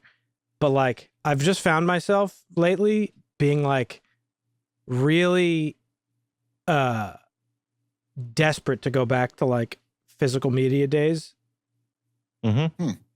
I love digital media. I love the convenience of it. I love the fact that but like we were talking about it in the comments with somebody. I don't know if you guys saw the comment section, but I mentioned that like I miss the days of going to Blockbuster and like renting a movie on a Friday night with friends. And it's like you rent a movie based off of like the artwork on the cover and like nothing else. Yeah. It's just like, that's true. I don't know. It's different. I just feel like because it's I don't know. I think because largely I was talking with my buddy the other day too on the 4th of July about like the economy and like all the stuff that we're like living through right now, and it's like I really just feel like it's all just this like boiling of over technologied and we have too much information. There's too much technology. It's like I don't think the human brain could like comprehend it. What happens if it all gets ripped away? I think I'd be happy, honestly. Like I've been spending less. I don't know that half of us would survive. But there has to be a medium, right? Like I remember when like Facebook came out and it was like specifically for college students. And then they opened it up to everybody else. And a friend of mine was I remember when MySpace came out and it was like, yeah, this is for bands and there's like 500,000 people on it. And it's just people living in LA. The internet has just become this like monster of like, it's like The Blob from that old horror movie where it's like, it just consumes everything in its path. And like social media has grown and become such a pervasive part of our culture where social media like influences politics and it serves as like an extra branch of like an arm of corporations and governments for propaganda and like all this. It's just so fucking crazy. And it's like, I would give nothing. Yep. I would give everything up, I think, to just be able to like go to Blockbuster and rent a movie. Simple. Yeah. No, I agree with that. It is crazy how like people use the term like chronically online. Yeah. Right? Yeah. But that's like the norm now. Most people know about online things. Yeah. There's people like even in my family that know about online things. And I'm like, you know about this? I would never expect you to be this online to know about your mother-in-law is like, have you seen the Hawk Tuah girl? Like, memes. Like it's very normal. Everything's normalized now. I don't know. I think those are a little bit different. Like if you start Hawk Tuah is a meme that's going to get around, but then you start like, hey, who is Destiny and Hassan? It's like, okay, then you're getting into a finite. I don't think so. They're like celebrities now.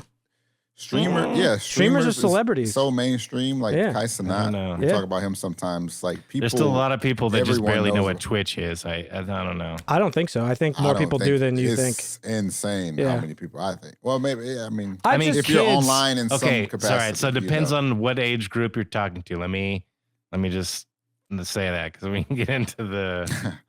When you get into the 50 people 50 and up, like you're in my age, like you're in your 40s or up, like there's a lot of people who don't know what the fuck Twitch is. No, I agree with that for sure. But below that though is where it's like kids, everybody knows. Yeah. They live on that shit. I'm sure everybody thinks this about the time that they grew up in. I know everybody does, but like I just feel like there was no more perfect time than like late 80s into the early 90s. The cusp. It was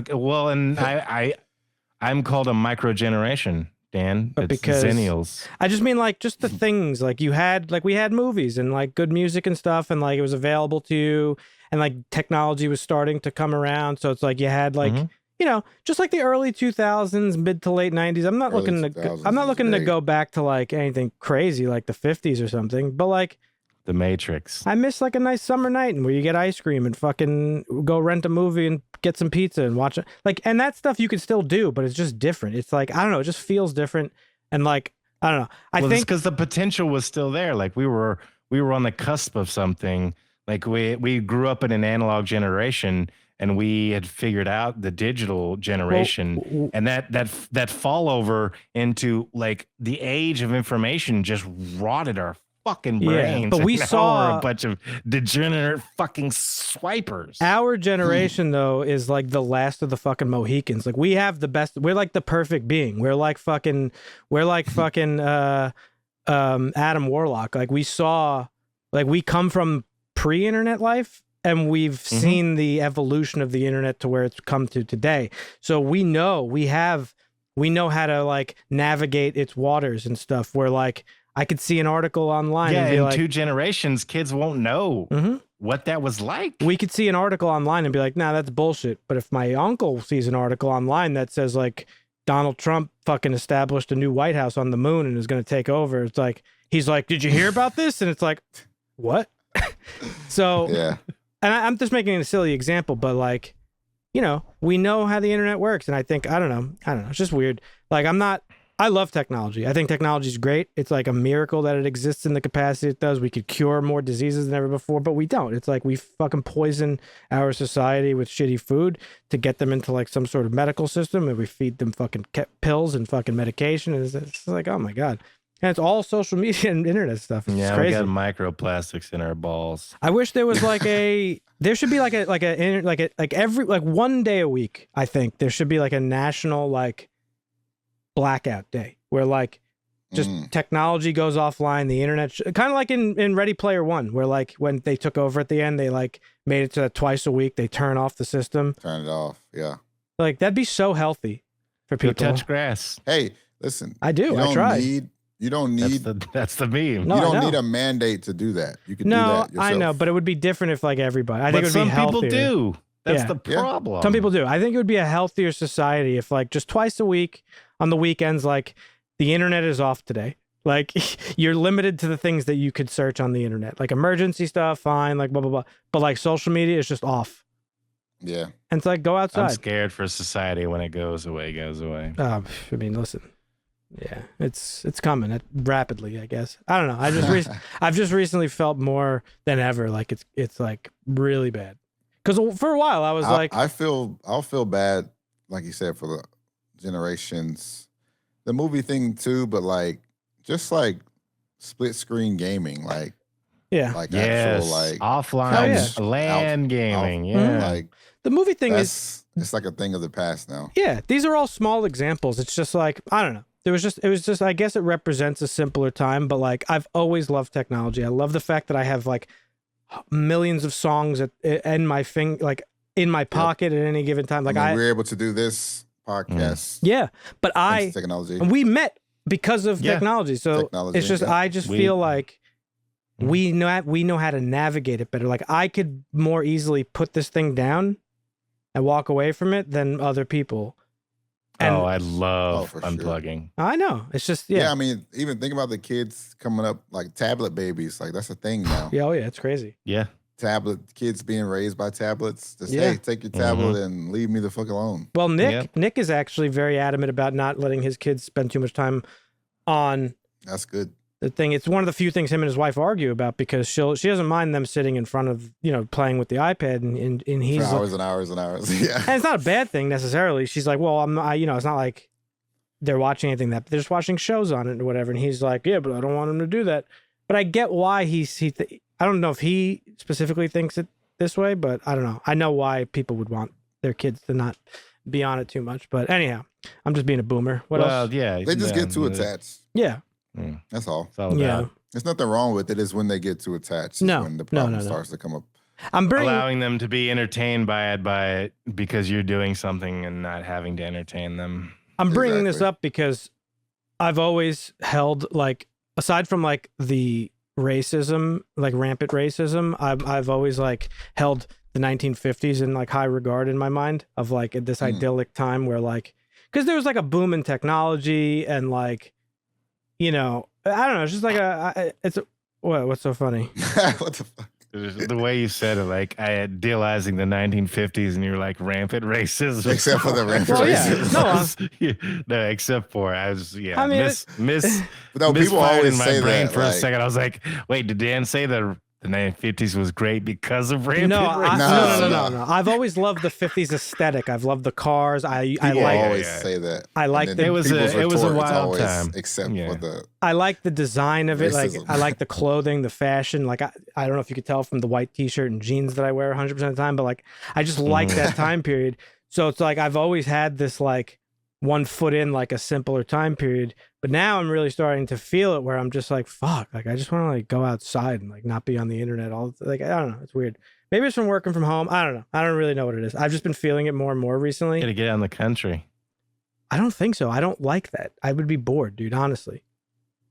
So I don't know if it's. I don't think you would be as bored as you think you would be. I mean, I've been into the country. I sat outside for like 2 hours today just watching a thunderstorm passing by as lightning strikes and the clouds change. Like, just, no, that's dope for sure. Like I'm just watching saying, the skyline fucking do amazing things. Totally. I saw a tweet that was like, I see now why old people just sit on the porch for hours. Yeah, dude, it's fucking amazing. I just want to be able to go outside and watch That's nature exactly why I want to happen. move back to the country, North Carolina.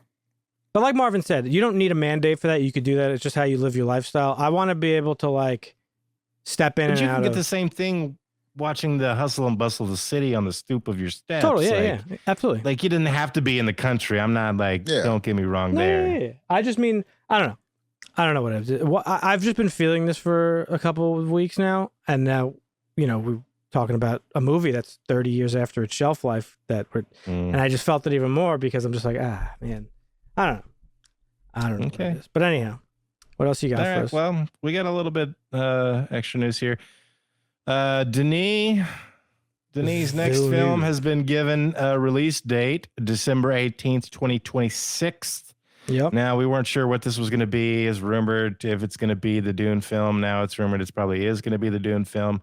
It looks like he was going to do maybe a nuclear war scenario film or a couple other ones he had options to, but... Ooh. Looks like Dune Messiah is going to be his next film, and it does have a date. So, okay, based on the success of it, I think he probably would have done something else. If Dune 2 had done $1 billion, he could have done another movie and held off on doing the final trilogy. But because it only did 700 million, they probably want to just cash in on it now and get it over with. That's probably so for the best. That it doesn't linger too long. Yeah. Yeah, I agree with that for sure. So, yeah. And we got a little Marvel news. Let's see. Daredevil Born Again will premiere on Disney Plus in March 2025. Agatha All Along is coming in September 2024. Well, and Eyes of Wakanda is expected to arrive sometime in 2024. Not exactly sure when. But yeah. But Comic-Con is right around the corner. It runs July 25th to July 28th. And so that is just like 2.5 weeks away. And Marvel Studios is returning to the H Hall, Hall H, whatever you want to call it. I know we're talking about Marvel, but do we think we're going to get like a teaser for Superman at Comic-Con? I think we are. Oh, absolutely. Yeah, I don't have any. I think so, yeah. Yeah, well, that's, I mean, like, so Marvel is coming back to Hall H, which means they're going to do a big fucking presentation, and they usually take the whole hall in the day. Yeah. But I would imagine because last year we had the strikes, there was little to no. I think DC is going to come in swinging too, because we are just now getting into James Gunn's vision of, like, he can start teasing stuff for us. So maybe this year we'll get some cool stuff, but I think next year will probably be the bigger year because there'll be more things in development. But yeah, we'll definitely get something from James Gunn and Superman, I would imagine. Yeah. I hope so. Okay. All right. One of my and I hope, real quick, I'm sorry. I hope Marvel doesn't do like their fucking like just self-dick sucking fucking thing that they always do, where it's like, we're so important, look at our slate. Like, how about you explain to us how you're gonna fucking correct the course, like course correct, and like tell us why you had to fucking fire and hire 15 different writers and directors for your fucking Blade or for fucking Daredevil, and how you're gonna fix it. Why don't you instill some trust back into your audience?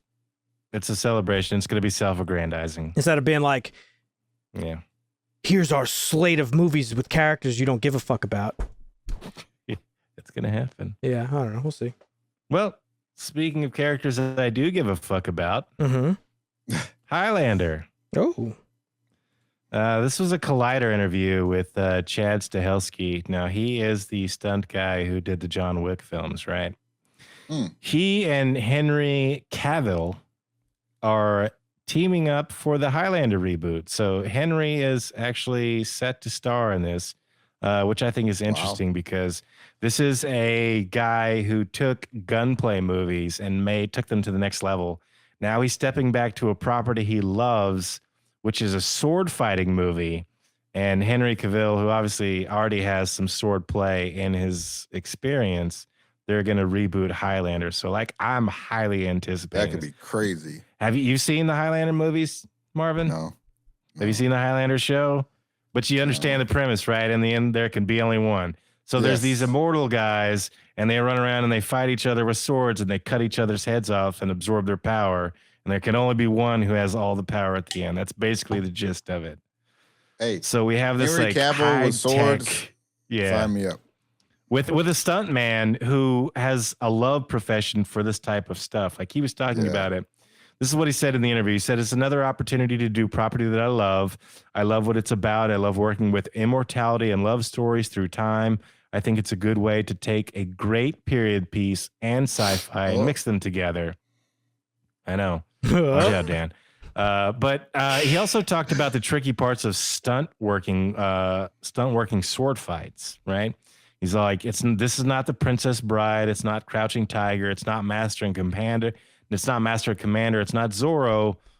What's this new look of action or sword fighting that people could be excited about? Because he's like, in a sword fight, like car chases and stuff have come a long way. Stunts have come a long way. Like you can't really fake a sword. Like people get cut, people get bonked on the head. Like it's a dangerous game when you're stunt coordinating sword fights. So yeah, that's tough. I'm actually like this one. I think like he's trying to take it to another level. So we'll see. We'll see. Okay. Maybe he'll take it to a level like that game where it's like the medieval warfare or whatever, and then the fucking pickup truck just comes through the fucking, what's that game called? Metal Gear, no. No, it's like recent. It's like a recent game. I forgot what it's called. I don't remember. I had seen it. It's like medieval, but yeah, he's right. There's like cars and shit in it. It's like a pig. It looked ridiculous. Yeah, it's like grenades. This fucking looks crazy. All right, what else we got? Did you guys hear about the Neil Gaiman stuff? Yeah. Accused of sexual assault. I think 2 women. New Zealand investigating. The investigation's ongoing. So it sounds like, Marvin, this is maybe some old stuff. I don't know. I'm not going to infer too much into it. It's an ongoing investigation, but some of it's old and some of it seems to be debunked. It seems like these were all women that he had consensual sex with, and the sex got a little bit too weird for them and sometimes unwanted. And so they're coming back and complaining about it now. So while it started a consensual, Neil Gaiman's kind of a weird guy. He tells weird stories and does some weird things. So this feels just like I don't know, maybe a nothing burger, maybe just people complaining, but maybe there's something to it. You never can tell in these stories. But from my precursory searches, it feels like they just were uncomfortable with the sexual nature of the relationship. Fair. And decided to complain. So, I don't know, to each their own. You don't always want to yuck somebody else's yums, but some people do some pretty yucky shit. So last piece of information I have for you guys, Eddie Murphy. This is kind of a funny one. They've been going back and forth on this one on late night. Eddie Murphy's oldest son, Eric, is dating Martin Lawrence's oldest daughter, Jasmine. Damn, they're going to create like a superhuman. This is the joke, Dad. Is it? He quipped about the jokes about how funny that baby would be. I mean, yeah. And they've been talking about it. They're like, everybody's like, calm down, relax. Like, this is, some TMZ type shit. They're like, they just started dating. Let's bring the baby fucking rumors down. Yeah. They literally just started dating. Sorry. Like, that was an accident. But, now they've both been started joking about who's going to pay for the wedding, on late night. Because Martin Lawrence is going around for Bad Boys and Eddie Murphy's going around for, Beverly Hills Cop. So they're making the runs. But that was a pretty funny thing. I thought that, comedic genius baby between the two kids of Martin Lawrence and Eddie Murphy. Yeah. Nice. But that's all the news I have. All right. Thank you so much for the news, Dusty. Mm-hmm. All right, let's get into it. So, listen. Oh, boy. We all love a little bit of that nostalgia. I was just talking about it, right? Mm-hmm. Yep. Because it makes sense, right? It transports us back to our younger years when things were simpler and prices were cheaper. Presidents were younger, Things were good. But yeah, we all love seeing our favorite characters back at it. That's why nostalgia bait is so profitable, right? Mm-hmm. And we've talked about it many times. When nostalgia, it can be great when used wisely, and other times it's cheap and awful. It's mostly cheap and awful a lot of the time. So I don't know which is the case here in this return for Axel Foley. So of course we're talking about Beverly Hills Cop, Axel Foley, the fourth installment of the Beverly Hills Cop franchise. Axel F, right. I thought it was originally called Axel Foley. Maybe my brain just made that up. So we are now, what was the Beverly Hills Cop 3 came out in 1994. So we are 20 years, 30 years? 20 years removed from the no. That's 30. You're fucking me up, Marvin. It's 30. I was right. Yeah, you're right. We are 30 years removed. 30 years removed from the previous Beverly Hills Cop. And Marvin, not recently, but we did make you watch the original Beverly Hills Cop. Somehow you had never seen it. That's insane. Did you go back and watch 2? No, I didn't. Okay. But yeah, so this is directed by Mark Malloy. This is his fucking first movie, it looks like. The directorial debut. I don't know if you could even call it that. I think he's just somebody that was fucking hired. He's written some other stuff, but nothing of note. Yeah. Okay. And yeah, the band is back together. Eddie Murphy's back as Axel Foley. We got Billy Rosewood back as with Judge Reinhold playing him. John Ashton back as John Taggart. Paul Reiser as Chief Jeffrey Friedman, and Bronson Pinchot as Surge, which stole the show for me. Man. And then newcomers Joseph Gordon-Levitt as Bobby Abbott, and Kevin Bacon, who was like the most obvious villain in the history of villains. Yes, as Cade Grant. But yeah, so let's get degrees of Kevin Bacon. Let's get into it. I was pleasantly surprised by this movie. I'm not gonna lie. I did not think it was going to be good because it's Netflix, and Netflix has a terrible track record. It's a 30-year-old fucking franchise being resurrected, which are never good. And I was pleasantly surprised. I really fucking enjoyed this movie. I thought it was funny when it was funny, as I had a little bit of a problem, which I'll get into soon. But it was funny when it was funny. You got all of like the nostalgia stuff that you would hope for in a movie like this, but none of it seemed like overbearing and like in your face of like, oh, remember this. Just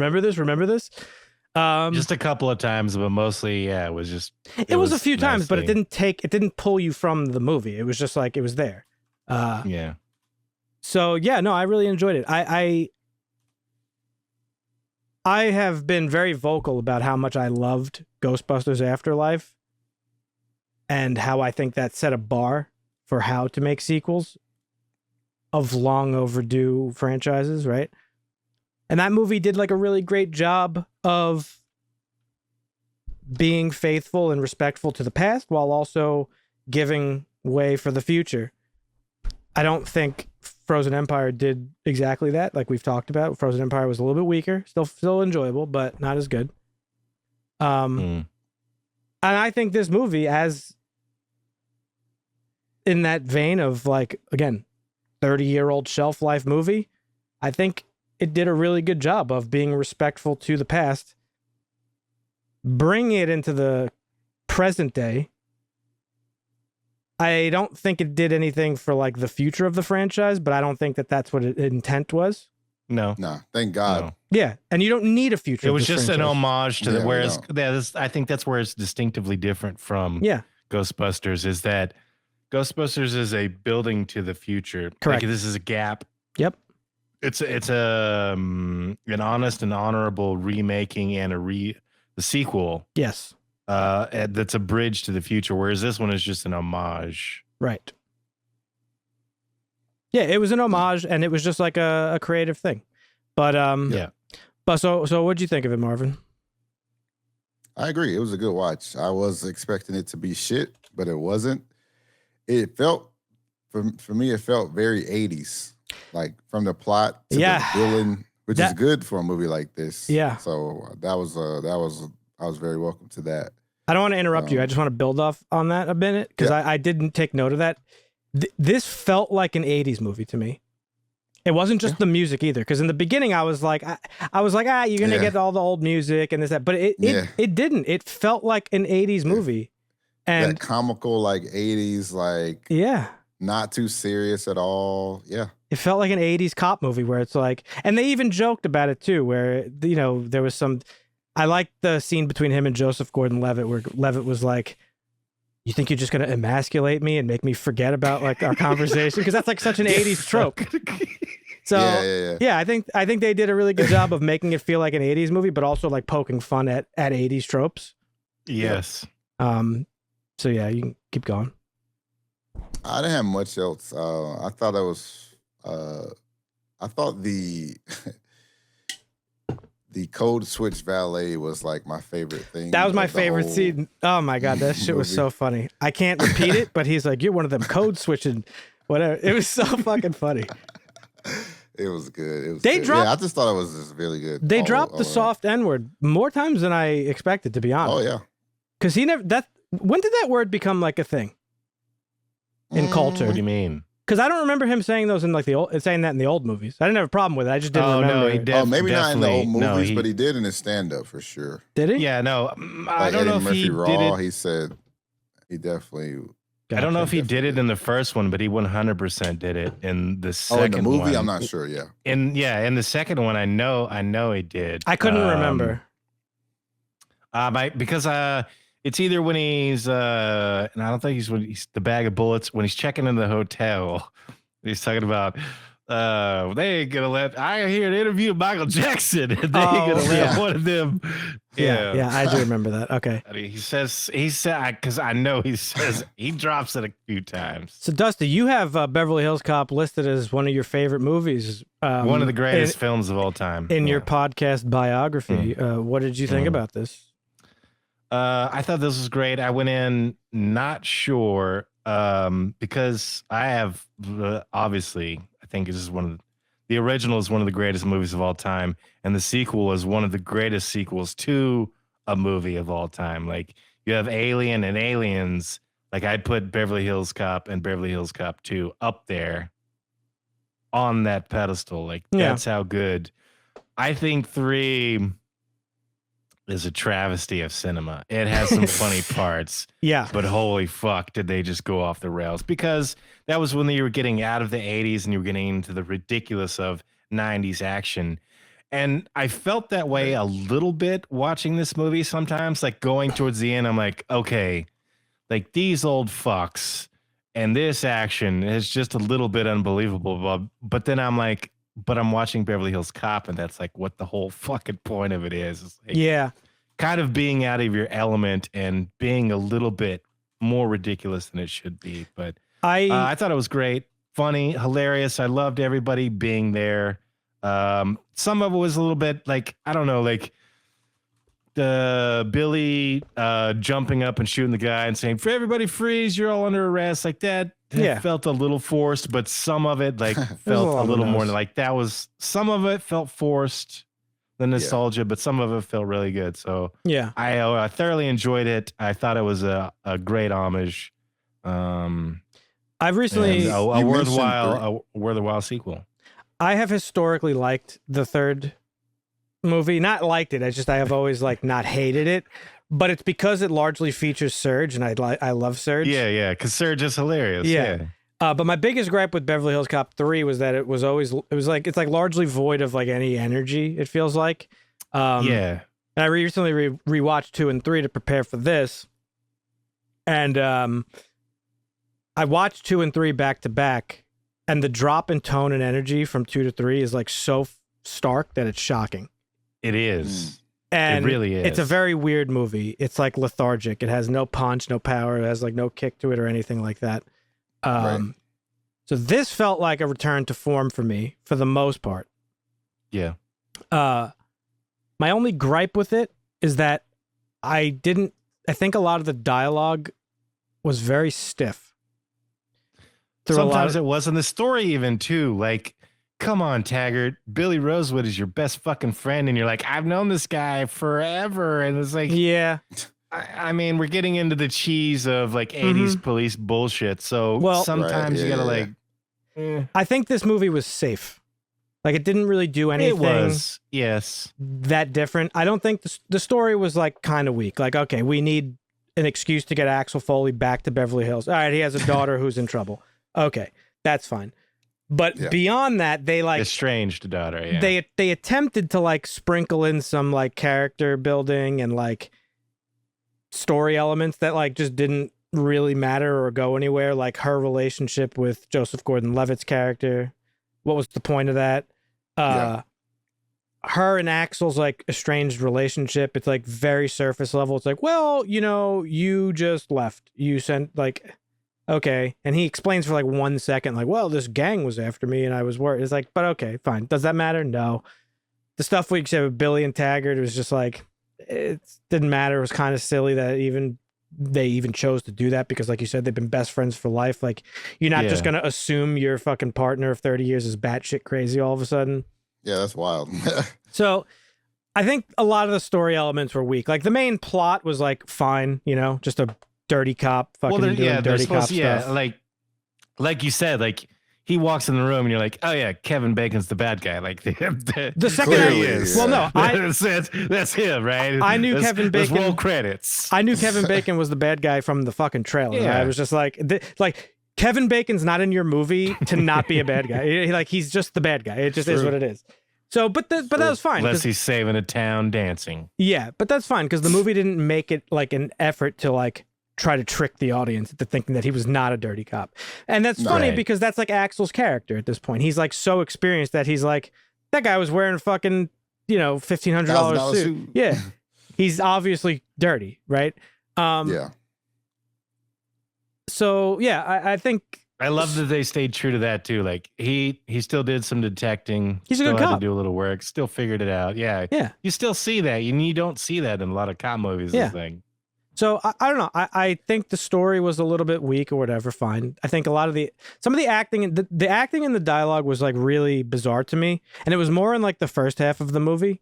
And I took note that Eddie Murphy gives off like a weird vibe to me, and I don't know what it is. I don't know if it's his age or if how he's being directed or if it's the writing or what. But in this movie, he went from like really stiff, like sort of just like casual dialogue to being Eddie Murphy. And it was like very like in and out. It was weird to me. And I wrote down that it seemed like a really stark contrast between the scenes that are written dialogue and what he's just what's the word I'm looking for? Please help me. I'm having a stroke. Ad-libbing, yeah.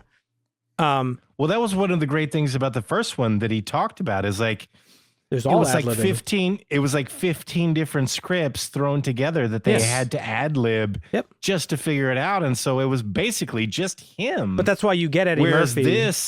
Whereas you could tell where like it was and it wasn't Eddie Murphy, where like sometimes like when they're sitting in the beginning and they're talking about hockey, like it's a little bit dry in the beginning and it starts to warm up and you're like, okay, that was kind of funny. Okay, that was kind of funny. But like most of it just feels a little dry, and you're like, funny? Again, I don't know if it was all him ad-libbing, but I just thought you could really tell that. I thought it was really evident when he was ad-libbing versus when he wasn't. And those were all the funny moments of the movie. The creative stuff, Like the scene where he gets arrested. And he's like, I'd rather get arrested for resisting arrest than getting taken in this Fisher-Price motherfucker you got. Yo, the Lego cops. And that was like so embarrassing. That was like such a purely like Eddie Murphy moment. And then it went back to like just dialogue where it was like very stiff and like bland, like you said. And even the acting was stiff. Like his daughter, I wanted to take a note that she was like a bad actor, but I don't really think it was her doing. I think it was just the way they were being directed. Nah, she's actually good. I'm not familiar with her. I'm not familiar with her like shows or movies, but she actually was featured in a Kendrick Lamar song, and then they made it into a music video, and she was really good in that. So I think she's a good actor. It's hard to base it just off of that, but yeah, I'm sure she is. But like. Eddie Murphy. I thought her wit was good. Like I was like, okay, so they're doing her daughter. They need to find somebody that is going to be able to keep up with Eddie's wit. Yeah. But also be believable as whatever role that they're putting them in. Yeah. And I didn't know going in that it was actually his daughter. Like that was one. Yeah. I had no idea. What? Yeah. And so pleasantly that it was his daughter. Oh, in the movie? What are you talking about? Based on the trailer? Yeah, what are you saying?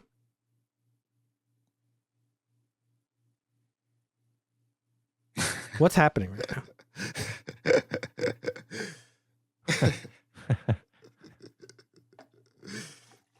What is going on? What do you mean? Why aren't you speaking? I'm asking you a question. I didn't know. What do you mean? I didn't know that it was his daughter. The character? Yes. When you were watching, you didn't know the character was his daughter, like when she was introduced? No, going into it, I didn't. Yeah, no, I didn't know like that was his daughter. Like, what just happened? Going into the movie, what do you mean? I said going into the movie, I didn't know that was his daughter. Okay, yeah, I didn't hear the going into the movie part, so I didn't know if you thought. But then when I realized that it was his daughter and the character, I was like, oh, they're gonna have to find somebody that's gonna do a great job to keep up with him and his level of intelligence and wit. Like, what do you mean? Like, Marvin's having a hard time here. Yeah, I thought for a second you thought that Taylor Page, the actor, was his daughter in real life. Was Eddie Murphy's daughter? No, absolutely. Okay, that's what I thought you were saying. So I was like, wait, what are you saying? And then you just like blanked out, and we're like, just staring. Because I didn't know what you mean. Like, what do you mean? And I'm like, what do you mean? What do I mean? Like, I didn't know it was his daughter. What? Okay, Marvin, explain that from your perspective. What just happened? Oh, that was funny as fuck. Yeah, I don't know. That was a stun lock. I don't know. I just thought, I don't know. For a large majority, I thought the acting was like very, very stiff, and like it was just like delivery back and forth. It was like, I say what I have to say, then she says what she has to say. Yeah. I say what I have to say, and then all of a sudden he's like, "Don't be a bitch, Trent," and it's like Eddie Murphy again. So like the roller coaster of that was like a little bit jarring to me. I don't know what that was all about or why that happened, but I will say the funniest moments of the movie were when he was being Eddie Murphy. And I thought 100%. And I think this is an Eddie Murphy thing now that he's older, because when we watched when I finally got around to watching You People, like he wasn't being Eddie Murphy in that. Like it just wasn't him. So I don't know if he as an older person is trying to like get away from what made him famous to begin with or not. Yeah. Which I could totally understand if you don't want to be doing that forever. You're 61 years old or however old he is. I totally understand. Yeah. But it's like, listen, you know, at this point in your career, you're making the fourth movie of a film that's 30 years old or older. Even the franchise is 30 years old. Like, you got to know why people want to see you, man. Like, that's what you do. Yeah. You're funny. You're a funny guy. Not to say he can't do any other roles, but it's Axel Foley. Like, you got to be Axel Foley, which is Eddie Murphy. You know what I mean? It's not like It's not like seeing. Maybe he's sick of it. I mean, he's always Eddie Murphy. Like every role, it's not like he's playing like an actual. For me, it's just like he's just Eddie Murphy. Yeah, exactly. Like I mean, you go watch The Golden Child, and that's just him being himself, and that's throughout the whole movie. That was the draw of these '80s comedy icons, Eddie Murphy and yes, you know, Bill Murray and Chevy Chase. Like they're just themselves. Even going back, Nutty Professor. Yep, it's not character acting at that point. It's just me being me. So that's why it's weird when he's not being Eddie Murphy in this movie a lot of the time. Again, it seems unnatural. Yeah, it didn't take me out of the movie. I don't know what it was all about, though. I was wondering the whole time. I was like, man, this is like, they just seem like it was just robotic and like weird dialogue. And then all of a sudden he would say some fucking funny shit. So like, again, I don't know 100% that it was improv that he was doing, but I gotta guess that some of it was, because there was one specific line. I'm like, there's no way they would write that. It was something random too. Like they were getting into a van or a truck or something. He was like, yeah, we got to get the one with the little shit on top or something like that. The little top. No, he said little top shit. And I was like, there's no way they wrote that. Oh, yeah. He said that's Billy's truck, the one with the little top shit. With little top shit. There's no that. Way. I was just busted out laughing. It was like the hardest I probably laughed in the movie. Everything he said was, that's why I think a lot of it was improv, because that was always the funniest stuff. And it was like very in your face, like the code switching scene. Like that whole scene. It felt like they would write a scene. A concept. They would write a scene, and this is the script. Yeah. And we're gonna act it out. and then we're gonna do it 2 or 3 more times, and we're gonna say, "Hey, don't read the script. Just do something. You know what it probably is? It was probably the editing. The editing. Whenever they went into the room, they were probably editing stuff that was like written dialogue and stuff that he was just fucking riffing, and they probably just edited it together, kind of weird. But like, well, and there's a weird balance between that of like he says something that makes somebody react like, and you're trying to edit like to not get the laugh or the smirk or the smile off screen or on screen. But that was my only real gripe of the movie, honestly, was that, and it wasn't enough to make me to like ruin it for me. No, I thought again it was the code switching scene was so fucking funny. I thought because Marvin, you taught me what code switching is. I had no idea until you taught me it. But like when he's like, "Come on, brother, like we're brothers," and he's like, "What the fuck you mean? What were we at a cookout?" It's like it was just, and you could tell that whole scene was improv. It had to. Yeah, you know who that guy is? No, right? I was gonna look him up and I didn't because I hate being that guy who like, oh, this person looks familiar. Let me fucking look him up. He's his name is Affion Crockett. Oh, never heard of him. He's just a comedian guy. He's been in some stuff like he was Wild funny. and Out. Yeah, he's a pretty funny dude. Is Wild and Out still a thing?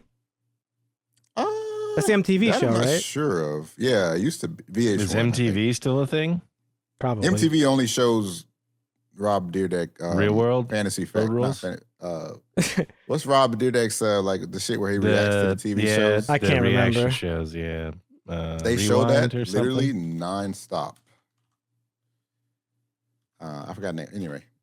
But yeah, that scene was really funny. And then the other standout scene was the one the whole time when Surge showed up. I fucking was like a pig in shit. I love the actor. That felt natural. Like where It he's did. like, "Get the fuck out of here!" Is that no? Yeah, no, I can't get the fuck out. Yeah, that shit so was funny. sad at the end when he called the house gross. He was like, "Yeah, it is gross." She's like, it is gross. It's all right. It's all right.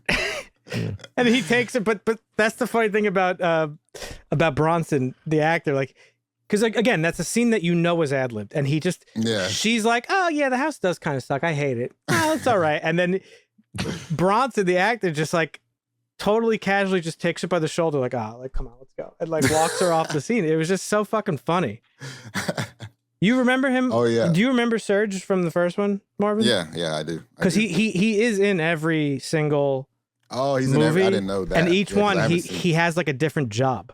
So in the first one, he was what, the jewel? Oh no, he worked at the art gallery, right? He worked at the art gallery. Yeah. In the second, was he? I don't think he was in the second. Was he? I think he was, but I know he was in the third one, and he was selling. He did not appear. He was selling that weird gun that was like, it was like a gun and a microwave and like all. It was like this gadget thing. The Something Blaster 3000. Yeah. And yeah, so I don't know. I appreciated that. But I mean, listen. Yeah, but I don't think he was in the second one. Okay. What all did I miss in 2 and 3? Anything of note? No. They're not like a continuous. They're all like, you see the evolution of Billy. So in the first one, Billy, like, he goes to Beverly Hills and he meets Taggart and Rosewood, and they're just a couple cops that are partners. And then he leaves. And then like in the second one, he comes back and Rosewood is like become this like it's like Charles Bronson. No, not even try. Like he's like a hippie in that like his apartment is full of plants and stuff, and he sings to them and plays the music and shit. Like he's this weird like plant hippie, but he also has all these fucking guns and rocket launchers and shotgun. Like he's a mix of both. Like he's just this. It was because of the shootout from the first one. Billy goes from basically being like a reserved, like kind of quiet, shy guy to like this fucking guns blazing. Like shoot him up, but type still of cop. a total hippie. Yeah. Like loves his plants and his turtles. Still, like so. That's what's good about it. Man. I mean, you both mentioned 3 earlier. You were talking about a little bit. And yeah, I didn't see it, but there was a moment in this where they said something like, "94 wasn't a great year for you," or something like that. Yeah, because it's regarded as like the worst. It's one. the worst one. Yeah. That was pretty funny. But yeah, also real quick, the scene with like the random golf scene with like what was clearly Shooter McGavin was hilarious. Yeah. I was so surprised. I was like, what? God. Like, obviously it wasn't Shooter McGavin, but it was Shooter McGavin. Like it was fucking like, I couldn't believe they did that. That was pretty funny. My biggest gripe, I guess. Go ahead. My biggest gripe, I guess, would be before I got into the whole okay, this is Beverly Hills Cop. I don't need really to be worrying about this thing. It's like, just Gordon Oh, we got a Dusty gripe. He's reading his file and he's like, oh, yeah, we were here in this year and we were here in this year and we were here in this year. And oh, yeah, I was dating your daughter and I had no idea you had a daughter, that was your daughter. Like, that would still be in his file. Yeah. Oh, okay. Yeah, I get what you're saying. I was hoping for a banana in the tailpipe. I thought they were going to do that at the end when he got into the squad car. A Wayans cameo would have been amazing. I thought at the end when he got into the squad car, because they're like staking him out, that they were going to go to drive off and the banana would have been in the tailpipe, but they didn't. Yeah. He's like, yeah, let's go somewhere, another place, and they try and pull off and it stalls and he's like, gotcha, fuck off. I also love how they did Taggart like showing up like fucking the Avengers. Like he comes to like help save the day because like he probably hadn't seen action in a while, so I thought that was cool. They did a lot of good stuff. That was a very clever, like, he's like, what are you doing? He's like, I'm calling backup, like, by hitting the cop car. Now they're all going to be after us. And 5 minutes later, they're like, well, there goes all our backup. They were all fucking crashed. Yeah. And then Taggart comes in solo to save them. I'm like, yeah, that's some 80s shit. Oh, yeah. But this may be a reach by me, but there was some scene when they were talking about a baby or something, and he was saying something like Poppy or Pappy or something. He said Pappy or something, right? And I was like, is this like a connection to life? Because there's the super funny scene in Life where, the I didn't catch this one, so I'm not sure, but the warden's daughter gets pregnant and they're trying to figure out which of the inmates got her pregnant. And everybody's like, I'm the baby's daddy. I'm the baby's daddy. I love that movie. I'm the baby pappy, Bernie Mac. I don't remember. I thought it was a relation to that, but I'm not sure. Could have been. With that. I don't know. It could have been. But yeah, I mean, I think overall the movie was as good as it could have been, and turned out, pretty darn good. Of all the, like I said, legacy sequels to franchises way past their expiry date, this is one that works. I think it was made with a lot of love and respect. You could tell. It felt like an 80s movie. So it wasn't just love and respect to Beverly Hills Cop, but love and respect to that time period and that time period's action comedy movies. The energy and tone of the movie felt more aligned with the first two films. I've seen some weird criticisms so far. People being like, well, it's not as good as the first two films. It's like, dude, like, this should never be an expectation for any legacy sequel of beloved franchises, for that matter, to be as good as the originals. Like, that's an impossibility that can never be met and should never be used as a litmus test when watching movies like that. I agree. It's also not the point. Yeah. It's not for it to be better. It's just... Now, I'm not suggesting that movie fans should accept bad movies, right? But no legacy sequel, no matter how good and respectful it is, even Ghostbusters Afterlife that I love, will never capture the exact same magic we felt when we were younger, because it's part of being younger that those movies are good. That's why nostalgia bias is a thing, right? Right. Yep. It would be like me going to see fucking Bob Dylan and being like, oh, he doesn't sound as good as he did when he was 20. Like, yeah, of course. So, I don't know. And then the other criticism I've seen was like, and this happens all the time. This happened with Ghostbusters Afterlife. Too much nostalgia. I think that's dumb. It's a dumb criticism. That's why we're all watching at the end of the day. Right. We want to feel the warm and fuzzies again. We want to relive that sense of magic when we can. A little, like I said, a little of it felt forced, but a lot of it felt really like just well timed. Well, that's the thing. I don't think story should ever be the detriment of at the detriment of nostalgia. But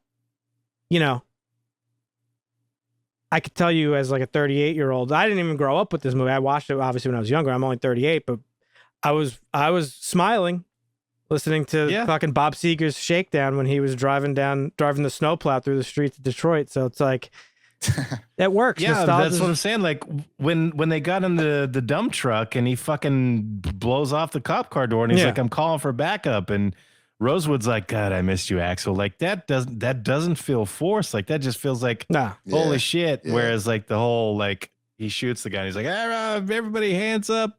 Just please don't move. Like say, you left that out. Hey, I mean, listen, I didn't think it ruined it for me. I think it was fine. It didn't ruin it. It was just, yeah. I can see how some people would say some of those things felt a little forced. Totally. But yeah. It was all great nostalgia for me. I loved it. Yeah, overall, I really enjoyed it. Anything else you guys want to say? No. Okay. Give it a watch. Yeah, it's got a definitely. It's got a 6.6 on IMDb. What you got, Marvin? 6.6 is a little low, I think. This is probably like another 7.5. Okay. I would probably say, yeah. Dusty? Maybe 7, yeah, 7.5. I'd give it a 7, yeah. Not quite a 7.5, 7. I was very pleasantly surprised by it. I think it did, again, it was made with love and respect for those movies, that time period. My only gripe was a little bit of the stiff acting. I would give it a 7.5 for sure. Yes. Yeah. And I think another bar setter for how to revive legacy IPs. Yes. Yes, sir. Like, you know, Step we'll one, see how the Aliens movie comes up. Step one for reviving, don't try to set up for another fucking sequel. Unless you have a legitimately good cast of characters. Yeah. Like, okay, so here's the difference, right? You don't have a Beverly Hills Cop without Axel Foley. Right.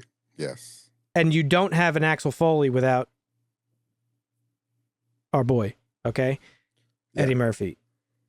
Whereas with Ghostbusters, that has room to evolve into a new cast, right? Yeah. While the old cast is beloved and will never be replicated, or you might not even like the new cast as much as those guys, it's still it's a franchise that has room to grow into new characters. Yeah. This is the new group of Ghostbusters, right? Yeah.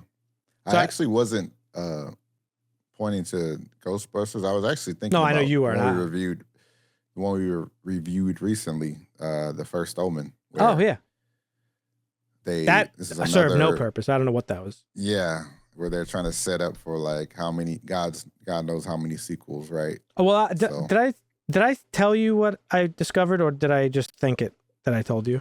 You told me, yeah. But you could say it again. Well, when I was editing the video, I realized when we did the review of that movie, you were saying like, I don't understand why they introduced the daughter, and you were like, oh, it's obviously to set up sequels, but like it made no sense because there was never a daughter mentioned. Showdown.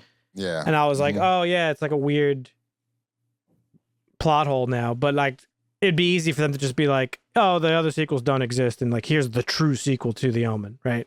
Which is what they did with Halloween. Like, oh, none of the other sequels exist. Yeah. Here's the sequel. So that's probably what it was. But yeah, I don't know. I mean, listen, if I'm in charge, 3 rules to follow when making a sequel to a legacy IP. Respect it. Don't fucking do the member berries, the nostalgia bait, and let it cripple your story. Like, make it only improve your story. And don't feel the need to have to create more. Like, this is probably a one and done. And that's fine. Yes. Yeah. You know, that's fine. Totally fine. Well, they've been trying to do this for a long time. It was a TV movie, I think, a while back. That did. Like, it's not groundbreaking. It doesn't have to be. It's not gonna fucking create another universe. Like, we're not gonna get a Beverly Hills Cop universe out of it, or a spin-off or this or that, the other thing. It just don't need it. It just is what it is. It's like, hey, here's some beloved characters together again. Yeah. I think they could have put this in theaters is the only I think so, yeah. Thing I can say about it. I'm surprised they did it. Well, this is the summer Bad of Boys, I was gonna say Bad Boys 4, whatever. Yeah, 4. Yeah. But yeah. So again, pleasantly surprised. Check it out if you haven't already, folks. Yeah. Be sure to leave a comment letting us know what you did think of it if you have seen it. Consider subscribing to the channel if you are a returning customer. We would appreciate you making that commitment to us. It's not that serious. Just click the button. Leave a like on the video. It helps us out tremendously.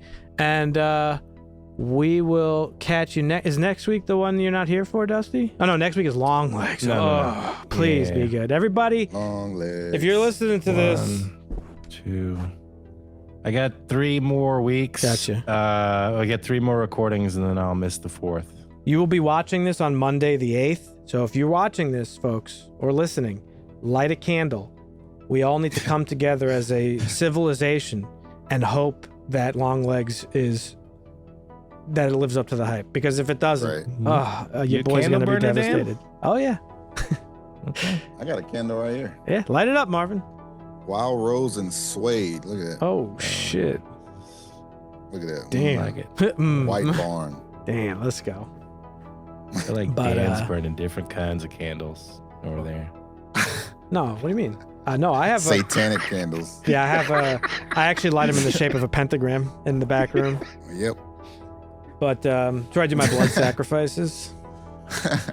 But yeah, thanks again for listening or watching, folks, wherever you are. That's we appreciate it. We'll catch you next week. We'll see you then. See you. Asta.